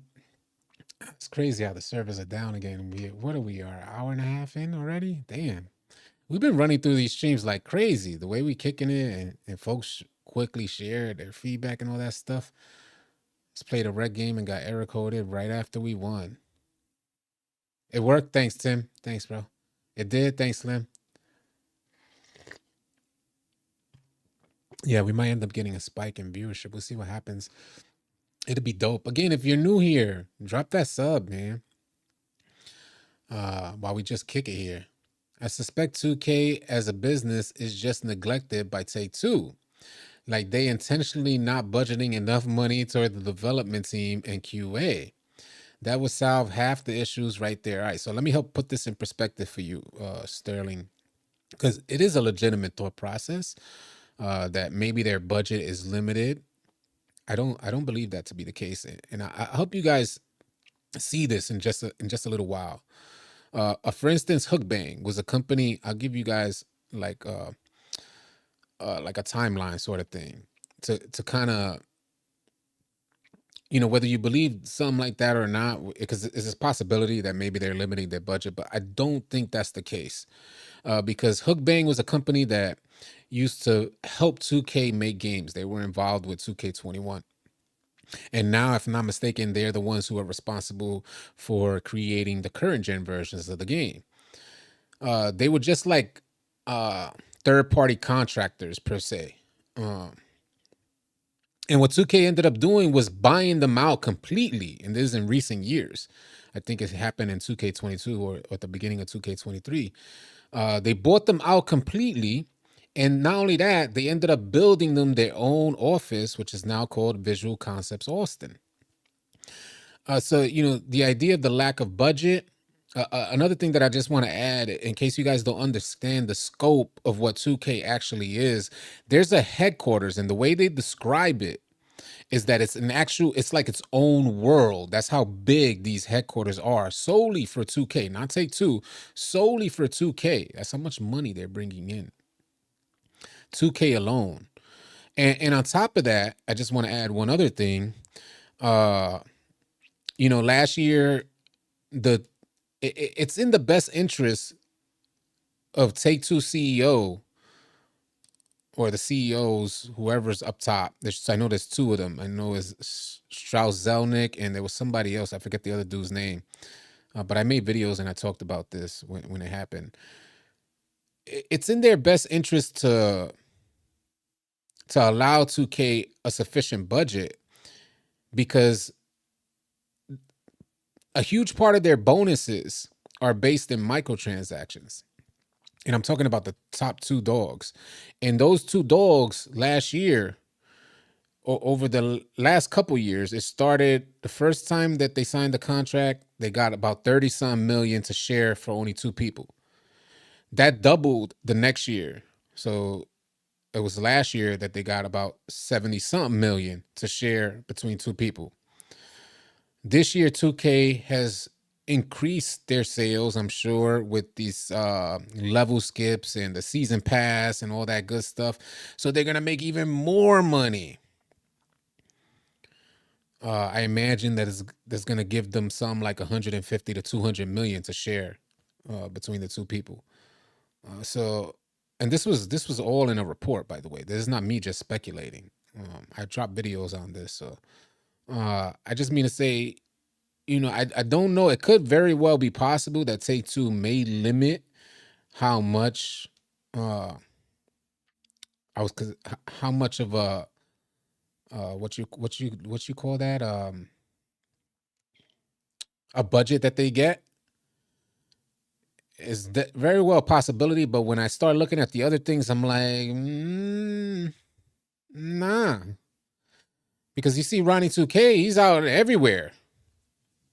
You think Ronnie 2K paying for that stuff wherever he go? They're building courts here and there. If anything, it feels like they're trying to expand the scope of 2K, not limit it. And I think gameplay development is a clear indicator of that. They want more players on the game.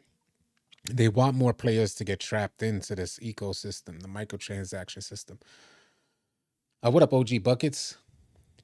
Jump shots animations will be moved to seasonal content. I could see that. It just seems profit driven. Nothing else makes sense on why they don't care about the core audience. Yeah, it's profit driven. It sucks, man. It just sucks that like one of your favorite games to watch them collapse. And I know they don't see that in their eyes. All they see is success. And I get it. I probably see the same thing. I wouldn't listen to me. Trust me, I wouldn't be listening to a content creator if I was in any possession like they are. You think I care what the hell a content creator got to say? I just wish they took more pride in the projects that they are creating. Like that's serious. The reason why I'm saying that from like a creative mind's perspective. I'm a creator, always been artistic since I was young, so I've always taken pride in my art, period. And that has stemmed over to everything, whether it be working out. I take pride in it. Whether it be, back then doing graffiti to leading up to photography to leading up to graphic design. I've always taken pride in the creative aspects of my being. And this is their art. And and if you know me at all, I'm not stupid, but when you truly appreciate art, you can't necessarily put like somebody says, why are you wasting your time doing that? They would never understand what it is to have a creative mind, because you never ever see, while you're in your creative outlet, you never see it as wasting time. Never, ever. It's probably as a creative mind, you're probably having some of the most enjoyable times of your life while you're creating. And I think about those times when I would be in my black book, drawing out my little thing. Some of the best times. So I just wish they had more pride in their creative work, so that way there'd be some pushback on incorporating, the business, the marketing side of things, incorporating that into gameplay development. If they had more pride as creators, it'd be like, but I get it too as well, because it's such a big system. So it ain't like one man is creating NBA 2K. Like I said, 2K headquarters is like a world, the way they define it. It's so big. So, maybe that could be an aspect as well. There's so many moving parts and nobody's really creating, that it just ends up becoming a job. He says City's black book was full of chicks' numbers. No, we're talking about a different black book. Black book is a graffiti term. So I used to have to go to the graffiti shop way down. It was by the World Trade Center. I used to have to travel. It was like the only graffiti store that I knew. What's it called? The tunnel. What's the tunnel that goes to Jersey? Holland, the Holland Tunnel. I think it was right by the Holland Tunnel. And I get my graffiti magazines, and I get my black books. There was a spot as well. There was another spot. Take pride in making that cash. Facts, Tranview. And that's the other. See, but there's the difference here, Tranview. I understand taking pride in making that cash, right? But the only people that are taking pride in making that cash is the top dogs, because everybody else, they just workers. And this was directly from the devs. This is directly from Uncle Demi, directly from him. The devs work endless amounts of hours. The devs are constantly working. So they're not kicked back, yeah. They got them working in those studios. And I try to share that stuff so we can get a perspective on, like, hold on a second. If they really working like that, that means they're committed. They must be getting paid well, so that's good. But, anybody who even has gotten paid well, there has to be a fair balance. Otherwise, getting paid well really doesn't mean anything if you can't enjoy life. So from what I understand is that it's pretty stressful working to develop 2K games. And what a lot of us consumers are saying is, hold on a second, there's something missing, bro, because the community is uprising. I know we're thinking, homie, if y'all working that hard, shouldn't y'all be uprising as well? Let's attack this idea of big business infiltrating our favorite games. I'm sure the devs want to be creative, I'm sure, but they got families and all that good stuff. And it's just a business, man. It's a business with a lot of moving parts. So it's hard for us to have such an opinion on it, but that's what we get because we're the consumers and we buy this product. And I'm just saying, I've been buying it for years. I know what it was and I know what it is now. And it's some very different. Slim was one of the first people to call 2K24 trash. We were like brand new on the game. I'm learning my players. I'm going no money spent. I'm excited. Slim, get on. This game is trash, bro. It's like, yo, that's hella premature. He called that joint like the first week. Crazy. Yeah, I'm about playing Assassin's Creed. I just uninstalled. Yeah, let me know how Assassin's Creed is, Ralph the Gamer. The homie Red played Assassin's Creed. Yeah, it didn't get too good reviews. It didn't get that much good reviews. We just got to be real with them glory days of 2K. It's over. No more playmaking, shot creator, dribbling. So yeah, dribbling back and forth, controlling the part game is more casual friendly. And I don't mind it being casual friendly. There's not, that's not my complaint. The the cheese animations that folks used to do with the Bills could have been eliminated easily with 2K24's defense. So my concern is not mainly that. I'm more so talking about the fluidity at which these animations played out. That's what's different. Don say you say that every game. Just played and got kicked. The mayor, yeah, yeah, that's what we're saying. That the servers are down. When you work for greedy people in a large company, it's torture. You want to take pride, but you work for people who have none. I appreciate you sharing that, Jeep and Butcher. So throughout my life, I've worked for law firms and multiple investment banks.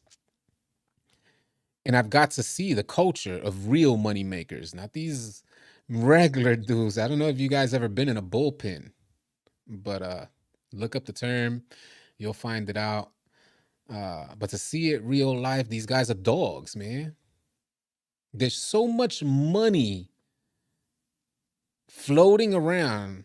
I done been through it all. Yeah, I'm that serious, man. I've seen it all, been through it all.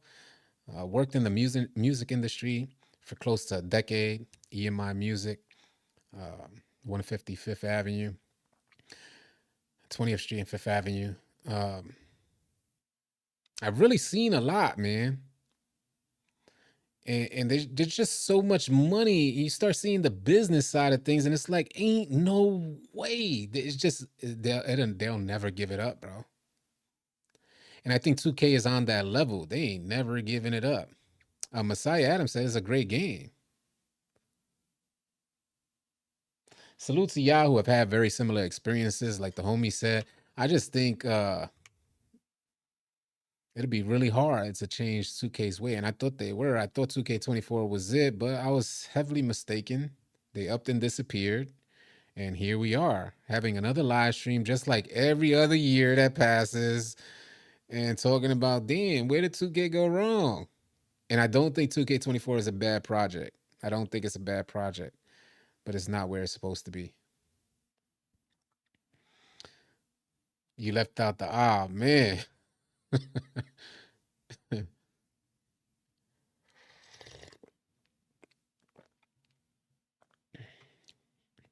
Assassin's Creed Valhalla is well. I played a good amount of Assassin's Creed Valhalla, and I did enjoy it. A lot of people don't like Assassin's Creed Valhalla, but I enjoyed my time on it.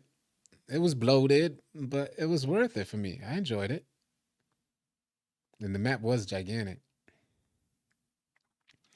2K needs a competitor, but that's the tough part. That's the tough part. Anyone's jumper fell stupid faster than usual the past 2 days. Yeah. How do y'all feel about the jump shots? Yes. Explain. Some of you guys share that with me because I kind of want to make another video about shooting. And I know we talked about this yesterday, but like the homie said, he said anyone's jumper fell stupid faster than usual the past 2 days. Got her to work early trying to hoop, and boom, that's what's up. Toxina. Wow, I just won a red game and got error coded. Yeah, everybody's getting error coded, go DJ. Yeah, they all getting error coded. They're like the Rothschild of the gaming world. That's like, yeah. Yeah, they sure are. They sure are. Oh, City, what's the first thing you would change immediately if you had the power?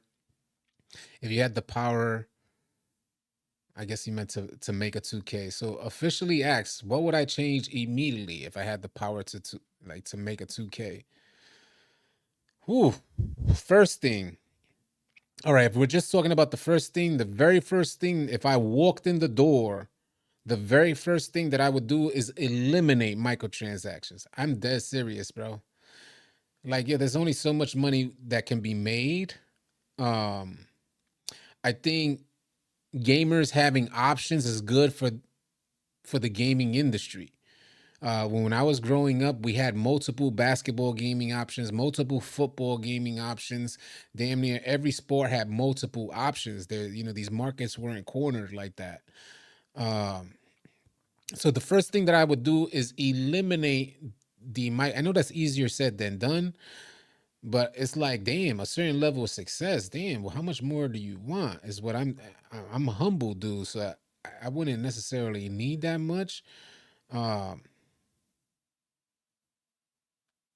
it'd probably be hard to see those zeros, but I'm a gamer first, so I know that that'd hands down be the first thing I do if I had the strength, like if I had the power to change everything.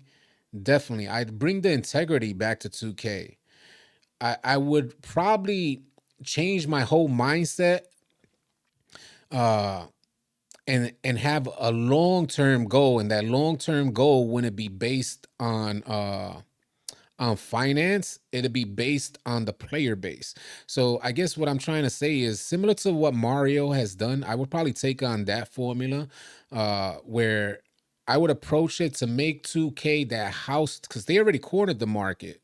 So now if they took on the Mario formula, they could make 2K a household name for all gamers, similar to what Mario has done and why it's been successful for generations upon generations. And that's what I would, if it was up to me, that's what I would like to incorporate into 2K. If I had the power to make that happen, these microtransactions are intrusive, and it you can't even imagine folks like, think of what the moms and the dads are saying. The moms and dads in this household where they're purchasing, their kid comes up to them and asks them $100. Why? Why do you need $100? Because I got to get another VC pack. So, if you're a mom and dad right now and your kid has asked you that, you're immediately thinking, if you weren't involved with gaming, you're like, what kind of highway robbery is this? So what I mean to say is that that's not good for the household. You get what I mean to say? But on the flip side of that, when your kid is playing Mario, you see how wholesome that is? You feel what I'm saying? A parent watching their kid playing Mario, not having to worry about any microtransactions, there's a wholesome value in that. And I think that's what gaming needs to get back and have that wholesome quality about it. Right now, with business, it feels like little devils attacking the gaming industry. That's how it feels. And it's really taking the wholesome quality, the quality that I loved about gaming, the innocence that I have loved about gaming, and it's really changing it and flipping it on its head. So I know one of the first things that I would do is definitely take out these microtransactions and bring the wholesome quality back to 2K, and just truly believe that it's going to last for generations, because our game is just that stable. The market is cornered. There's never going to be any competition anyway. So they have an option to really make that happen, but instead they're choosing to pursue the greed. That's my take on it. I don't know what you guys feel about that. The only microtransactions should be cosmetic, non-gameplay related stuff. Yeah. This server been down for several times. Back. I'm going on strike. At Leon. Yeah. Yeah. I would bring back 2K where your build was or you wanted it to be. Yeah. Especially when that VC disappears the following year. Mom went to court about that. Yeah, there's a class action lawsuit. I dropped the video here on the channel. There's a class action lawsuit in place right now because the older versions of 2K servers are getting shut down while parents are still spending money for their kids to buy VC on these older servers. So it hit the fan, and now they're taking 2K to court for saying that 2K is stealing their money. That's exactly how they put it. That 2K is a thieves. That's how they put it. They need to reduce the cost of the game from 75 to 65. Well, let me tell you that 2K was one of the companies leading the way on increasing the base unit price to $69.99. Everything was $59.99, and 2K led the way with that. They were one of the first, if not the first, games to increase it. That extra additional $10, and that's like unheard of, by the way. Games have been $59.99 for a long time, and watching 2K just step up to the plate and raise it and take that risk again, they're just not thinking long term, because they might think they got away with it.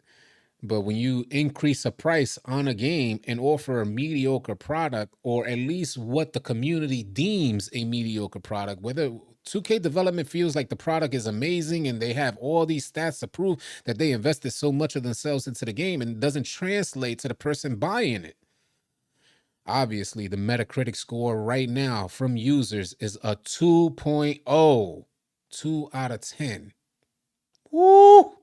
If that's not the people talking, I don't know what is. The people are talking and they don't like what they're getting. But it seems like 2K is like, I got away with it. I already gave you your money. Shut up. Like, you already gave me your money. Shut up. Nah, you can't be like that, bro. Because they're not going to give you the money next year. And they're going to tell all their friends that 2K is trash. And if that movement starts going through the schools, you play 2K, let that become a new movement. Let it become uncool to play 2K. And we're almost there, by the way. But go ahead and let it become uncool to play 2K and see what happens to your franchise. Because you wanted to be greedy, you limited the access to more people. It's very easy for a group of people to get together and label this uncool. Ooh-wee. They're treading, they need to tread lightly. They're on thin ice. And I know, as again, I'm not naive. I understand how successful 2K is. When I'm speaking about they're like on thin ice, I'm talking about a game that can last 100 years versus a game that may only last another 2 decades. That's what I'm speaking on. I'm not talking like they'd go downhill next year. No. I'm not naive. But a game like Mario that's going to be here probably for as long as I live and probably for as long as your kids live.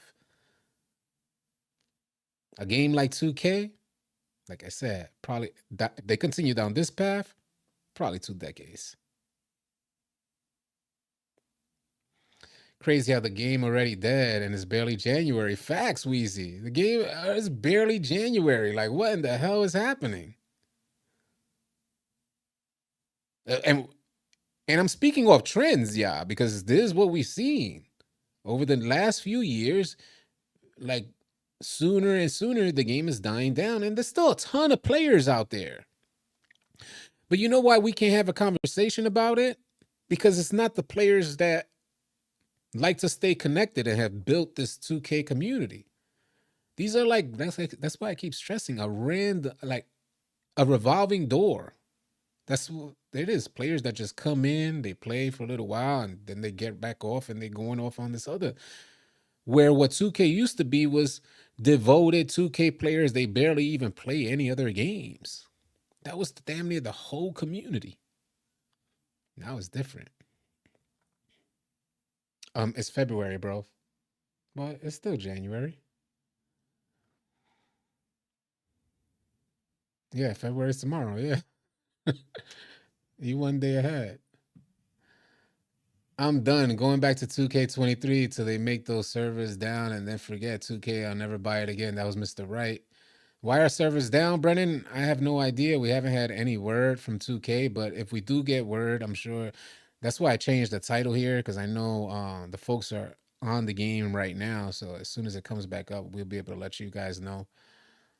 Original Mario first aired in the US in 1985 and it's still here and we're still talking about it and it's still dope on top of that. Yeah, it's still dope. But it's facts though, man. City, let's go back to 23.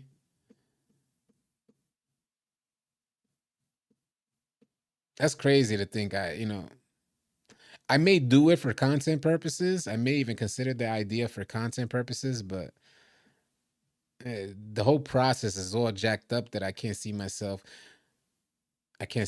staying on 23 and knowing that when I was on 23 I didn't even like it. So and I don't think 24 is a bad game. I really don't think it's even though while I'm on it, I may say while I'm playing 2K, I may say multiple times over, damn, this joint is bad.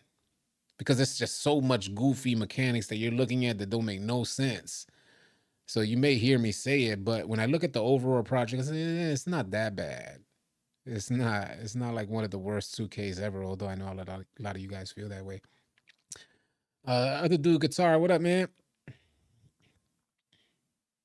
He said the skill gap is playing comp pro-am. Leave the rec and park players alone. Hoke said, Fact City, I only played 2K for 5 years straight. Hopefully, is a great update incoming. Imagine. What did we get over the last time 2K went down? 2K just went down. And why is 2K random? Why are 2K servers randomly going down?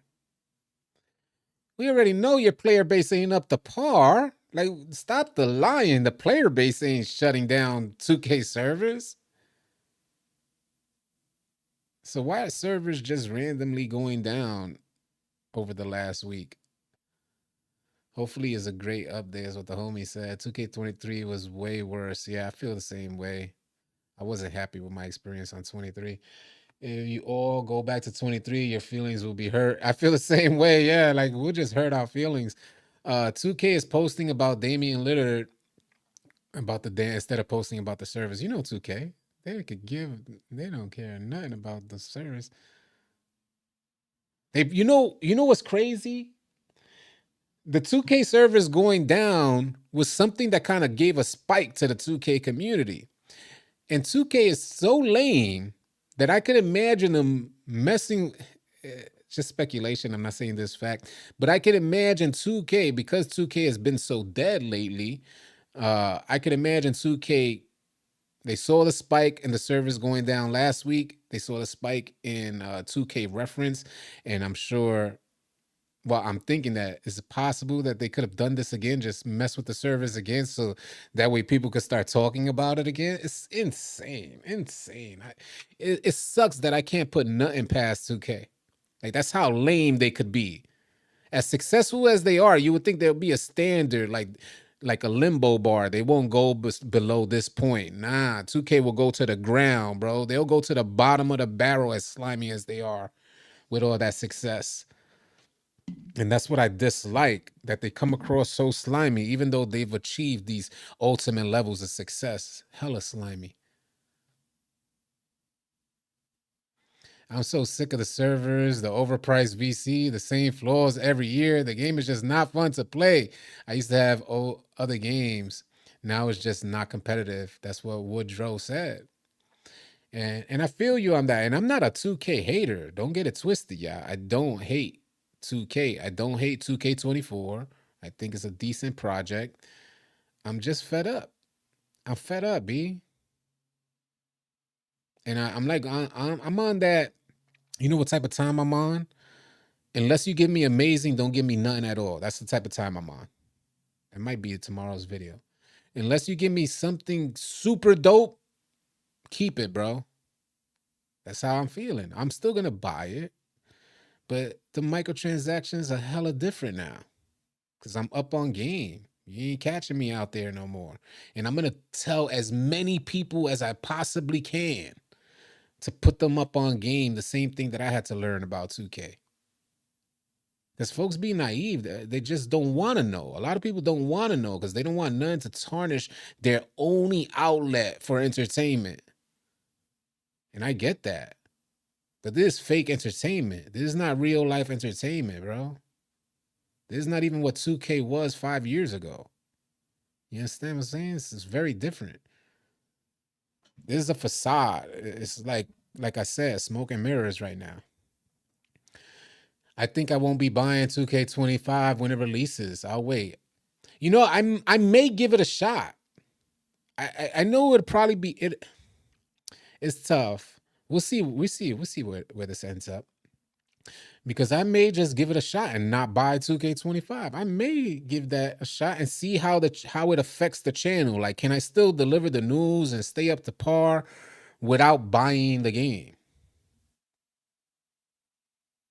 I think I could make that happen. I think it's a possibility that I can make that happen. But I just mean to say, I think it'd be very like, what would I be missing? Because I've never not bought a 2K. I bought every single one since it's released. So we might run a test like that next year. I'll just keep that in mind. I'm not guaranteeing anything because more than likely I will buy it, but that may be good for content. It may hurt our channel, or it may be helpful. I could take that risk and see how they respond with no sales. Again, wishful thinking. We like to believe that the community can come together and not buy the game, but wishful thinking. Sterling Burnett, I love 2K24. It's made me a far better player than 23 and 22 because of silly stuff like the pro play and badge regression. That and solo rec has forced me to come far better. Nice. That's what's up, Sterling Bennett. And if you, I appreciate you sharing that too, because I don't want folks intimidated just because I'm talking poorly about 2K. It's not my intention to dampen your experience. If you're having fun on 2K, have fun, bro. Good for you. You may not have been damaged by previous years of 2K. I'm damaged. 2K damaged the hell out of me with the experiences over the last few years. So where I once thought 2K was super amazing and nothing could ever top this experience that I was getting on a daily basis for only $60, is I have a very different outlook on it now. 2K really is an amazing generational game. Right. I think, yeah, right. You know, because there's nothing that could compare to it. There's nothing. We don't have anything that we can compare to it. So it really is an amazing when you think about the animations and then how difficult it may be to put these animations together. I understand that, but we had way better in 2K16, older versions of the game. We had way better the fluidity of animations. But when we look at other games, sports games that have tried to do it, like Live, as amazing as Live look, it is nothing if the animations aren't popping off fluidly. And that was a problem in NBA Live where I couldn't connect to it because there was something missing. As dope as it looked, there was something missing in the way those animations played out. And 2K definitely does way better with that.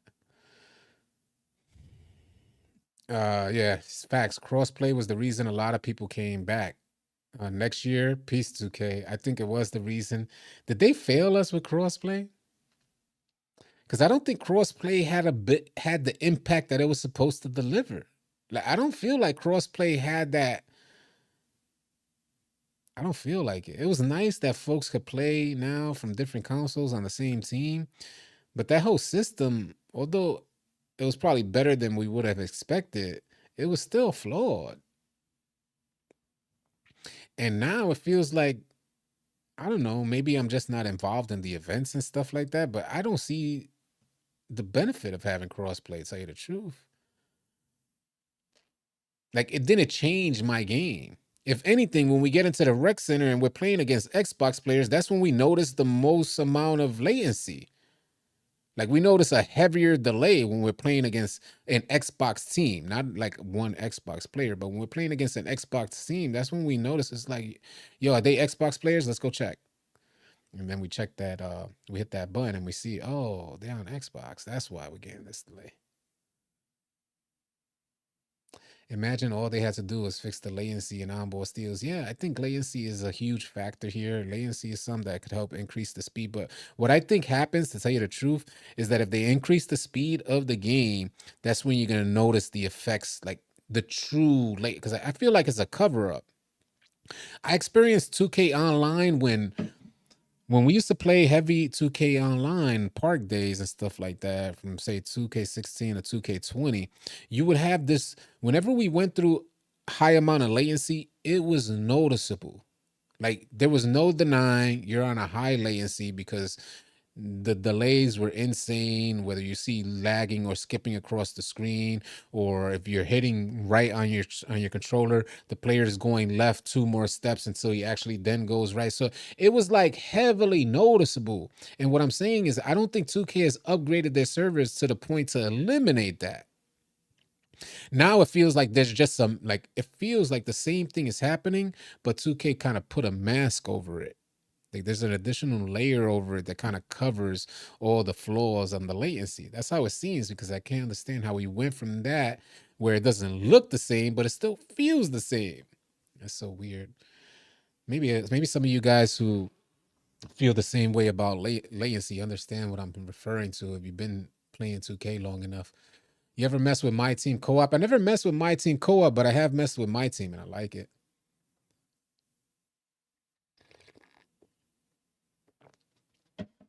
What happened to offline my career? Orlando Lee, my problem with 2K is why don't the my player attributes match the NBA players? My player 99 and is like a 70 some when compared to a real NBA player, yeah. Yeah, we talked about that for a while too in a video.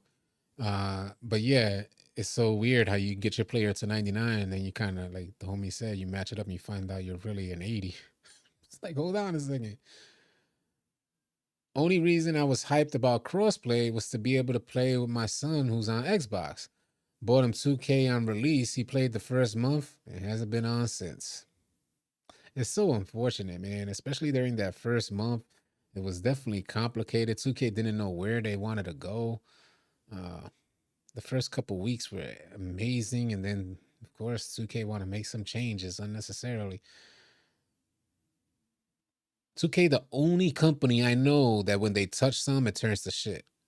Like they don't like it's so wild. Like asking the devs to get involved will more times than not make the game worse. 2 years in a row already. 2 years, the community pleaded with the development team. Leave the game alone. 2 years in a row, the development team responded, we have no intention of touching the game. And 2 years in a row, they touched the game and it turned to shit. Crazy. Just crazy. How about you give my league a try? 30 users on it would be insane. I've never really tried. I'm not. Maybe I'll give it a look, but I'm not really interested in. I'm a park player. You get what I mean to say? Like that was what was the most intriguing to me. I loved it. And 2K eliminated that game mode from me. And then when they eliminated it, we made a smooth transition into the rec, and I ended up falling in love with the rec center. It's really the gameplay that's ruining the experience right now. But what makes it worse is that you could play offline and experience the fluidity that you actually want. Like, you could go offline and you're like, damn, if this was online, we would love this joint. We're paying a company to make a bad game. This is just getting sad. It is. It is. Because like I said, you could have your game offline and you're like, damn, bro. I know a lot of the rookies out there who are brand new to 2K, when they play offline, they're like, yo, I'm about to cook. Wait until I get out there, and then you find out you're really trash. You find out real quickly when you go online, even though you're goaded in my career, so responsive is such a beautiful thing. You're goaded in my career saying, damn, but I put it on Hall of Fame. If I play on Hall of Fame and I play this good on Hall of Fame, then I'm going to be goaded online. Negative, coach. It's no going down like that, man. You find out real quick your butt cheeks online. And that's because you got to adjust to everything that is playing 2K online. That latency is that different. Rolo Moreno said, I got a theory on the servers right now because, like I said a while back in an old stream, that they use Amazon servers. And the reason I think they're going down is because they're cutting on I don't know what you was gonna say there. It was like that moment that was leading up, like building up anticipation, suspense, and then bam, drop the mic. Uh But that's interesting. Yeah, he did. You were the one who told me about the Amazon service, which I didn't even know about. I wasn't sure. I never looked into it either. But I guess the way to find out what's going on with service is to kind of check on what's going on with Amazon service. Gameplay ain't the problem, in my opinion. It's the community. If you have your option to choose which players you run with, it can't be the community. And the community is a byproduct of development. Uh, it, there's so many people that play 2K that you have an option to change the type of community that you're running with. So, I don't like when people blame the community. That makes zero sense to me because you could instantly change the people that you're running with. Uh, eh, eh, eh, I don't know. Maybe some people, I can't deny how you feel. It's not my intention to deny you your feelings, but I think it's just a misguided thought process to think that it's not the game and it's the community that will ruin the experience for 2K. The community has no effect on your gameplay. Uh, Especially if you get a good 5. If you want to have a consistent games, you go into ProAm. Then you don't have to worry about the community quitting out. To each their own, though, man. To each their own. I know for me, I will never blame the community for how our game is developed. I'm outright in the game, only looking at the game and seeing all its flaws. I'm not looking at the community. I'm seeing the game and all its flaws. And that's what I'm pointing out. And I can't blame the community for 2K's flaws. Erico's back to back is crazy. He said, I want whatever Orlando's smoking. Me too, City. But when she's went south, me and the boys gave Miley a try for the past 4 years already. And trust me, bro, it's fun. I started in the city and then rec, and I feel you. All right. All right. I'll keep that in mind. He said my league. I don't think I've ever even gone into the game mode. So we'll see. Could be the crossplay. It wouldn't be bad if you had the choice to disable it, but they force you to play it crossplay. That and you do have a choice to turn off crossplay, Cody. There's an option there. Just look for it. Yeah, we've tried turning off crossplay, and we didn't notice much of a difference. There's an option to shut it off though. I don't know if Xbox has the same option, but I know PlayStation does.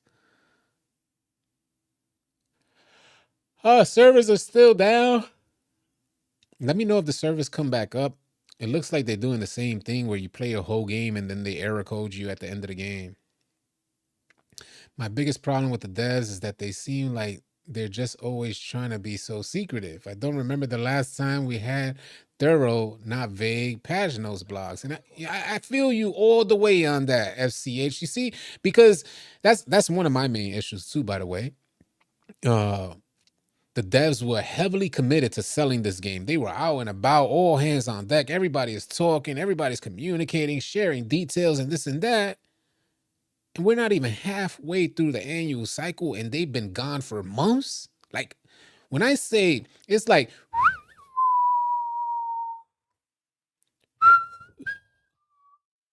tumbleweeds, B, gone.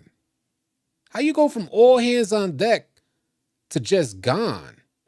And that's my main issue. Is like, what the hell is the secret, bro? Has somebody connecting with us because the game has yet to be stable. Like, it hasn't stabilized yet. So somebody should have been giving us consistent updates like they were doing when they were trying to sell the game in the beginning of the year. So if what you think I'm asking is irrational, that's exactly what they did for weeks prior to the release of the game and weeks shortly thereafter. And it was the biggest connection it was the biggest effort that the 2K development team has ever made with the 2K community this year. This year was the most excited upon the release of 2K24 was the most excited. And I'm not speaking on my ass here. There's all facts, yeah.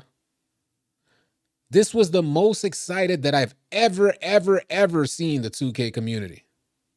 The release of 2K24. That's how good the devs were at selling this game. And I think we were even more excited because the devs were so heavily out there. They were in Twitter spaces. They were on Twitter, responding in Reddit. They were everywhere. And they were giving good feedback. You could tell it wasn't just like lame responses. They were giving us good feedback to help develop understanding in their product. So, like I mentioned earlier, I thought they were going to turn a new leaf. I thought they were going to take this journey with us, and we could really build this great project together, because obviously 2K is having trouble doing it on their own. Negative, Kochi, they done made themselves and they gone. And their excuses, we're working on 2K25. Sorry, y'all. What they say every year. That's their excuse for every year. Nah, we got to work on 2K25. They dip. And then we get the next year and like, oh, didn't you tell? It took you this long to make this? But you didn't develop this from scratch, bro. What? I need your time card, bro. Oh, man. Crazy. Let's get to the chat, man. Hey, City, if they won't fix latency in my career, they need to add lateral quickness to even out the defense. You experiencing Well, you're not speaking about offline, right? Yeah, because offline I don't see it. Yeah, it's facts. They all about the money. We know this. We know because there's been an extended conversation. We've been talking about this stuff for a while, so we covered a lot of stuff. But yeah, we know 2K is all about money. I don't think anybody's naive. Like we're not naive here. We know what it is, and we've covered a lot already in this live stream. German CMB said, "Hey, All City, you know when you're holding tryouts for the Lunatics? Yes, this weekend. We'll definitely have tryouts this weekend. It's more than likely going to be on Saturday at 3 p.m. If that changes, if you guys need updates on what we're gonna do, no, Siri, cancel. Uh, if you guys need updates, just type exclamation point Discord in this live stream chat. Join the Discord. You'll see the link come up. Just click the link and join the Discord, and I'll send out updates on when it's gonna take place in our Discord main chat.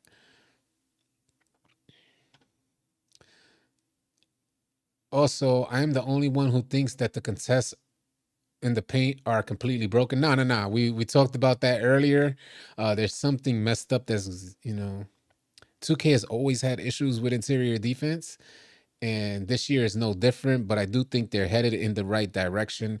It just feels like 2K needs to dive deeper into these animations and start fixing these little things that break players. They pretty much break players. When what ends up happening is you look like an amazing interior defender when you're playing against players who are not fully developed, like players who lack badges, players who lack attributes. You end up looking amazing as an interior defender. But when the players start developing those badges and getting their player to 99, getting them attributes up, that's when you start noticing how bad your players are as interior defenders. And this, regardless if you have a 99, and I know it's subjective to a lot of players because I know a lot of you guys think you're goats, but you're not. There's a limitation on 2K mechanics for interior defense. So we've seen 99 blocks.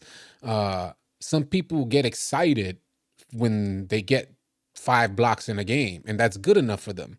I'm I'm thinking if I have a 99 block, I'm gonna get 5 blocks in the game, hands down. Where as bummy as these players are, and how heavily inclined they are to drive right up on me, like like they don't see me. But what I'm doing is I'm actually looking at the times where I should have gotten a block because I did my work so early, and 2K allows a finisher to just finish over me, even though I just got a position way well in advance.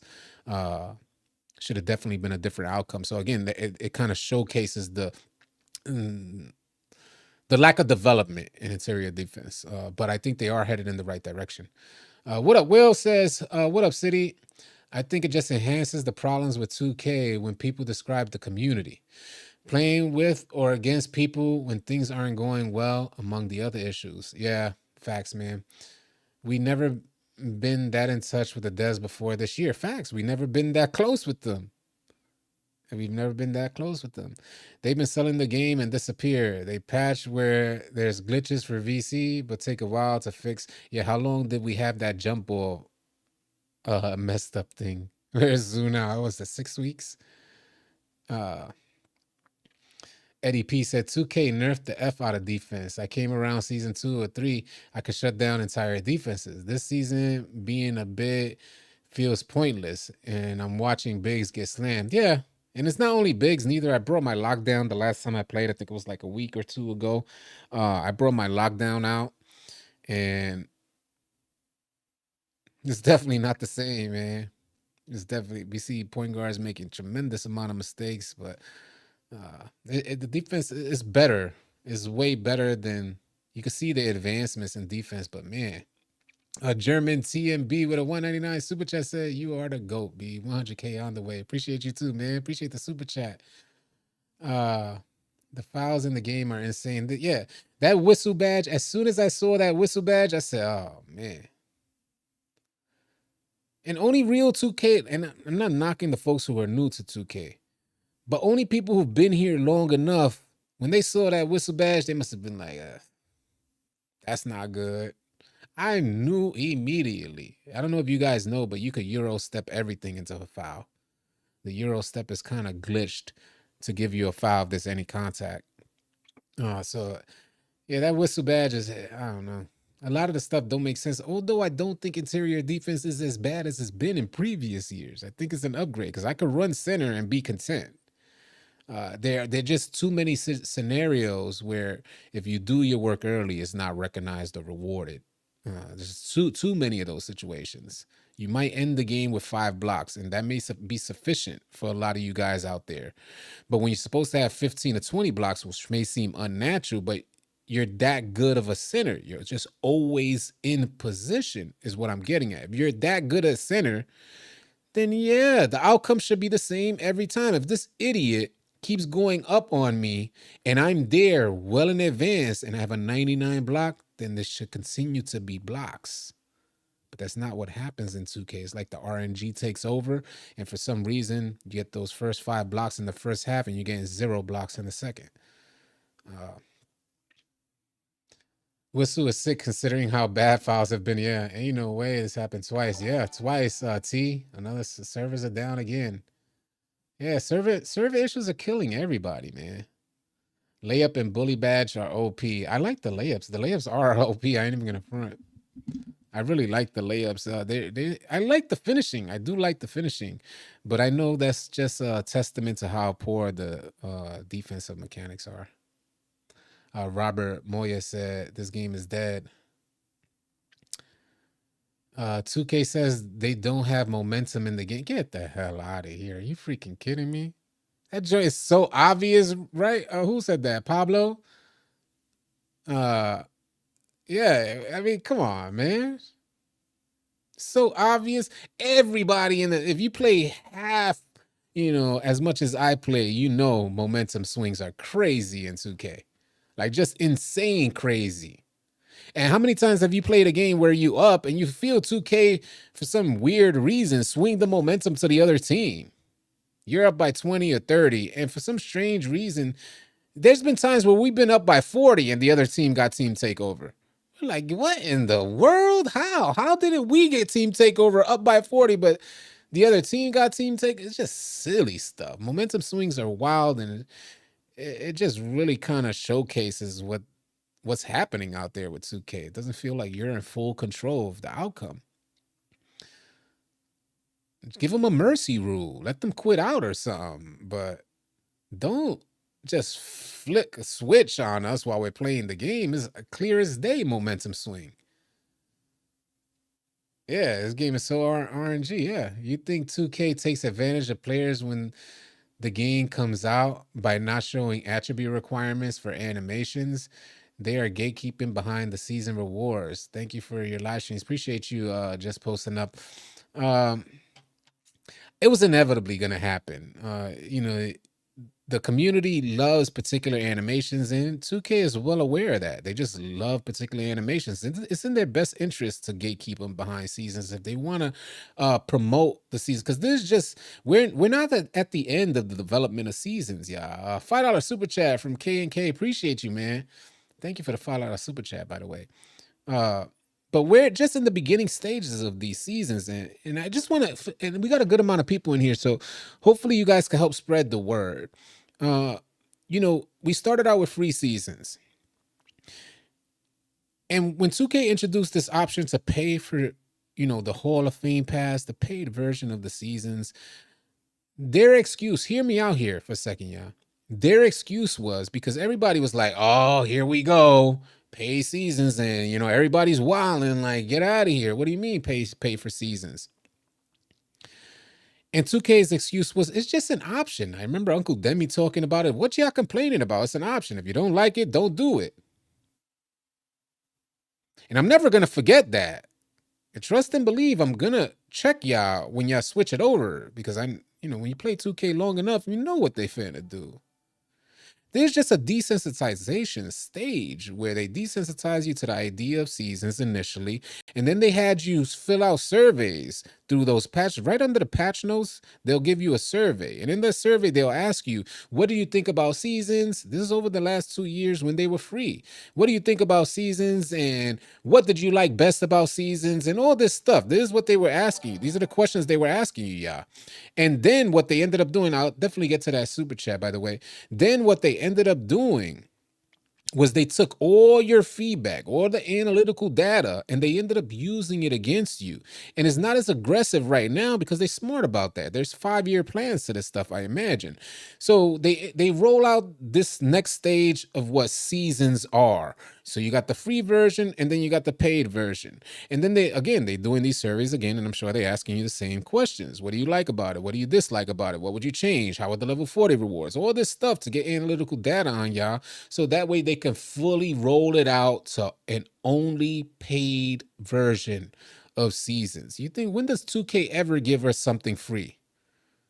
It's not in their best interest to give us stuff free ever.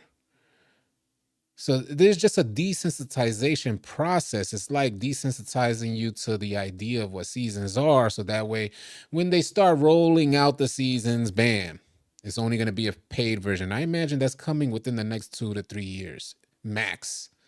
Only paid versions, free versions are out of here. And if let's say I'm mistaken about that. Let's say, for instance, that I am mistaken about that. Them free versions of this, everything's going to be locked behind the paid version. Them free versions are going to be worthless as they are right now. Coach Z, member for 6 months as a pro. Appreciate you, Coach Z. $1 billion company, Fortnite, Call of Duty could never. The floor setter, Robert Moya said, the floor setter, the pay levels, the buggies, the cash grabs is insane.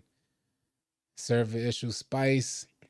Rolo Moreno said, I've learned a lot not jumping, layup, and just putting your hands up, stop most of the shots. Yeah, and this is what we're talking about, Robert. We was talking about that as well, that even for smart centers, like I consider myself really good at the center position.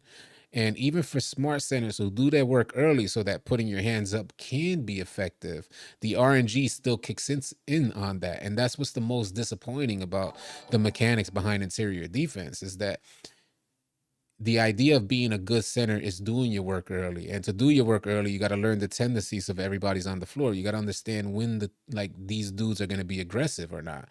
And there's a lot to learn in order to be able to do your work early as a center. And then you find yourself as a center doing your work extremely early because you recognize the tendencies quickly, and you see that 2K just bails out a lot. You're in position early, so hands up eliminates the lane for them to even jump. And maybe in the first quarter, you're getting blocks. Second quarter, you're making contests. And then third and fourth quarter, non-existent. And it's those instances where you're non-existent, even though you just rinsed and repeated the same process that led to success, that's what leads to confusion for a lot of people and make you feel like, hey, this is out of my hands. This joint is fixed. K&K said, $5 super chat said, add lateral quickness on builds on my player. Floater packages, love. Appreciate that, man. Yeah, appreciate the $5 super chat, by the way. Add lateral quickness on builds and my player floater packages. Yeah, they need more floater packages. I like that they've incorporated floaters back into the game. It was a huge component of my gameplay way back when. And I like that they was able to put it back in a way that's effective. Although there's a limitation on the amount of floaters that are effective. So that's the hard part. And I think this still needs some work. FNK said the servers. Oh, no. I thought he was saying the servers are back. It looks like the servers are still having trouble. They put cuffs on us early. Facts. 5-year plan for sure. In 2K20, you can just start to see increases in costs and microtransactions, and now we're at 2K24 and people spend thousands on their city, and they just let us start us making my team guys. Yeah, facts, man. I keep trying to bring awareness to that issue because folks act like we've been in this particular state of 2K forever. Like, this joint in my eyes is brand new. Microtransactions in general are brand new. That's a brand new process. I know for some of you guys, it's like, hell no, that joint, we've been around forever. Nah, bro. Nah. It hasn't been like that forever. It's a whole brand new process, and they're still evolving the whole system. So every year they're trying to figure out new ways to dig deeper. The best way to say it is to dig deeper into your pockets, get you immersed into it. And what irks me about 2K is that they're trying to find out every other way to immerse you in the gameplay outside of creating solid, fluid gameplay. That's what's so slimy about this process in my eyes. It's like, yo, are you kidding me? We love your game. Just focus on the game and the microtrans. Focus on the game. Put the systems in place. Put the systems. Raise whatever price you want to raise, but make the gameplay freaking absolutely flawlessly amazing. And I know that's hard. I know that's easier said than done. If I know there's a dev listening, they'd probably be like, "You see this freaking guy talk about flawlessly amazing? That'll never happen." And I get that. But we should have something that's at least similar to your heyday. Something that resembles the best 2Ks. 2K should be getting better each year without question, because they're breaking sales records each year without question. And unfortunately, it's guesswork for a lot of people in the 2K community. We're guessing whether or not it's going to be a good year. Nobody ever walks into 2K and says, not anymore at least, yo, this joint is dope, like amazing, amazing. Everybody just plays. People might be like, I like it. It's cool. But how come 2K is never amazing? Shouldn't we be asking ourselves that? It's one of the most expensive games that are listed on the market. Shouldn't we be asking ourselves, why isn't it just outright amazing if it's one of the games that actually led the way to increasing the sales, to increasing the price for the base unit game? Why isn't this joint amazing? Why is it just okay? And why are we okay with okay? You feel what I'm saying? It's crazy, man. Great point. They need to fix D. I'm 7'3". People making layups and getting past me, and that's another thing with them taller bills. Roas, yeah, them taller bills move slow. So I've been through it too. I created a 7-2 build, and I kind of went through the same process. Them taller builds are slow, so they're less reactive. So when a offensive team spreads you thin, they spread the floor, it makes it that much more difficult for you to get into position early. And oftentimes the smart players will spread you out to the corner and then set the opposite side hash cut the furthest away from you to make it even more difficult for you to get to where you need to be and make a good contest. So again, poor mechanics on the interior defensive part. I will never buy another 2K game again, as Robert. They don't have to be amazing when they the only basketball game we can play. 2K needs some competition. Yeah, we keep saying that. That's the usual thing, that 2K needs some competition. And I think we're all in agreement on that. Like 2K definitely needs some competition. But that shouldn't stop them from continuing to make amazing. Because amazing will just mean that you further solidify your player base. It ain't like you make amazing and it's a waste of time and effort. No. If you make amazing, we wouldn't even be able to be having this conversation right now, right? What would all 279 people be doing right now? We'd be playing 2K for the entire annual cycle, each hour passing, investing in more microtransactions. That's what's so confusing to me about 2K, is that if they focused on gameplay, that in turn leads to more time on the game. Their goal is to keep players on the game so that they get involved in this ecosystem they got. But instead, the gameplay sucks. So we're missing that first link. The gameplay, don't get me wrong, 24 gameplay doesn't suck, but it's not fully up to par. And it's oftentimes when I'm on the game that I feel like it sucks. But because, in my opinion, the gameplay is not up to where it's supposed to be right now, I'm not inclined to stay on the game, which means I don't have to worry about a microtransaction. I just opened up, City is crazy. I just opened up 2K to play some 1v1. I'm standing in front of the theater at the same time on the phone watching you. Damn right, server is down. I'm really tired of this. Feeling like Moses. Appreciate your comment. But yeah, man, the servers are down, bro. That's why it's in the title. Servers are out. Wagwan, Jamaican. Appreciate you being here, man. It should stop, but the lack of competition can make you lazy. And again, just to reiterate this, y'all, from what I understand, the 2K devs work tirelessly to deliver the game that's in front of us. If I hear, let's say this, I hear that there's a group of people that are working tirelessly to create a product for me, and then I get that product and I'm not happy with the product that I received, then something must have gotten lost in translation. Or maybe your goals are different from my expectations. Do you get what I mean to say? So there's something missing there. And that's why I feel like it's the business side of thing that has infiltrated gameplay development, because they have way too much experience with the 2K community and the player base, over 2 decades of experience selling this game to gamers. So they understand, and there's so many outlets for feedback, and there's probably no, well, I'll say 2K, the 2K community is one of the most boisterous and loudest opinionated communities they are. So what I mean to say is there's not a lack of knowledge on 2K's part to address community concerns or address the player base concerns. They could make amazing, but something is limiting them from making amazing. They're working hard. We know they're not lazy.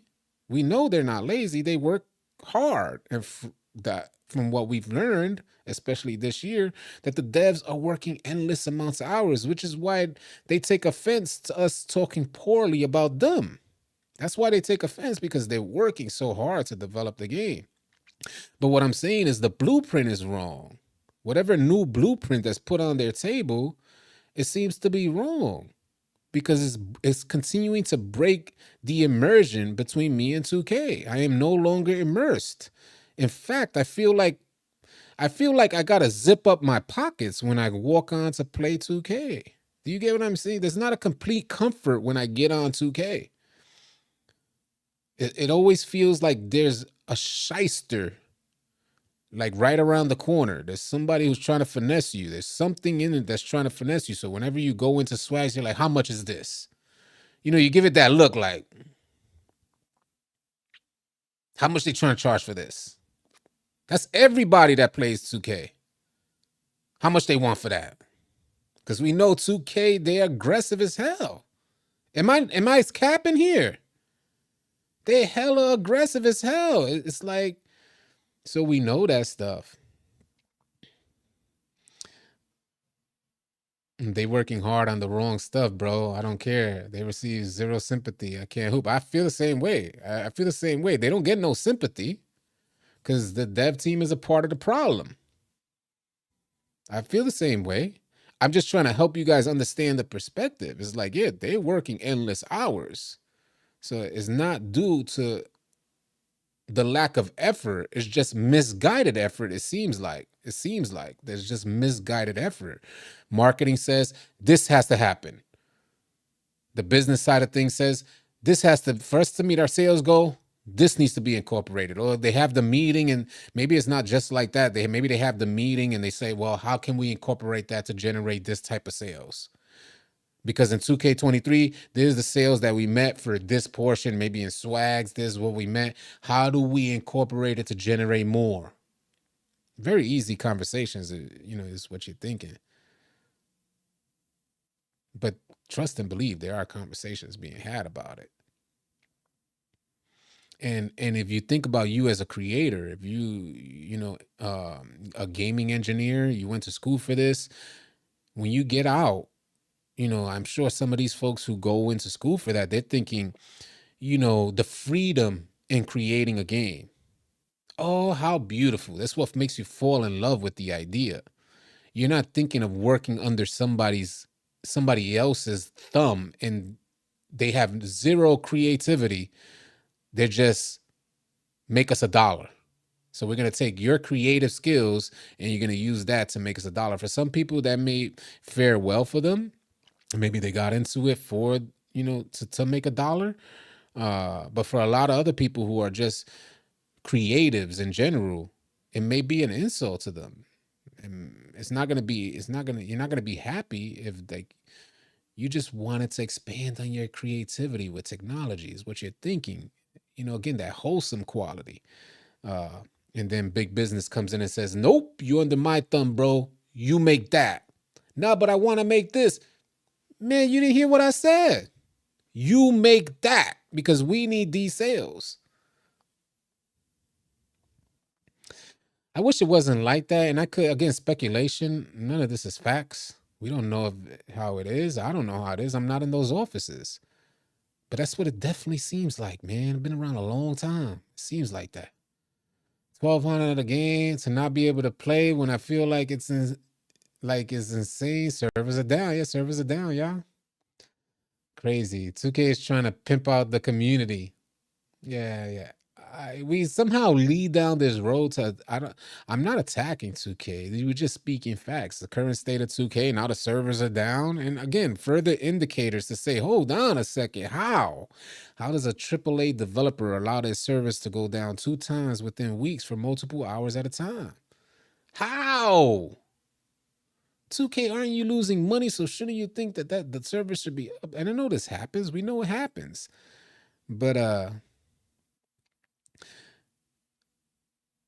you would expect to be updated very quickly. 2K players are so resourceful, they immediately come to YouTube and they say, yo, what's going on? You guys get your updates from YouTubers before you get your update from, and it may not just be YouTubers, maybe social media influencers, Twitter, whatever. But a lot of us get our updates from people outside of 2K. And I think when we start seeing their practices for what it is, you're like, hold on a second. Do I really need that another build? Hold on a second. Is it really worth it, bro? Like, am I really going to be playing this joint in 2 weeks? So I'm just trying to like put a band-aid over the pain it is to play 2K. Let me create another build and create a new experience and see if that's fun. That's $100 just to test out whether a son is going to be fun. Like, are we seeing that? That's $100 to test that out, whether or not that's going to be fun. And then you still don't know, you can't even be assured that your player is going to withstand the test of time or the test of patches. Crazy stuff, man. Who spent? Well, I spent 1,200 last year. Multiple people from the post that the good homie All City Big Heck had posted on Twitter. We found out there's people who spent $3,000 already on 2K. Already, folks that have 25 bills, 39 bills. We heard a lot, bro. I made a video on it like a day or two ago.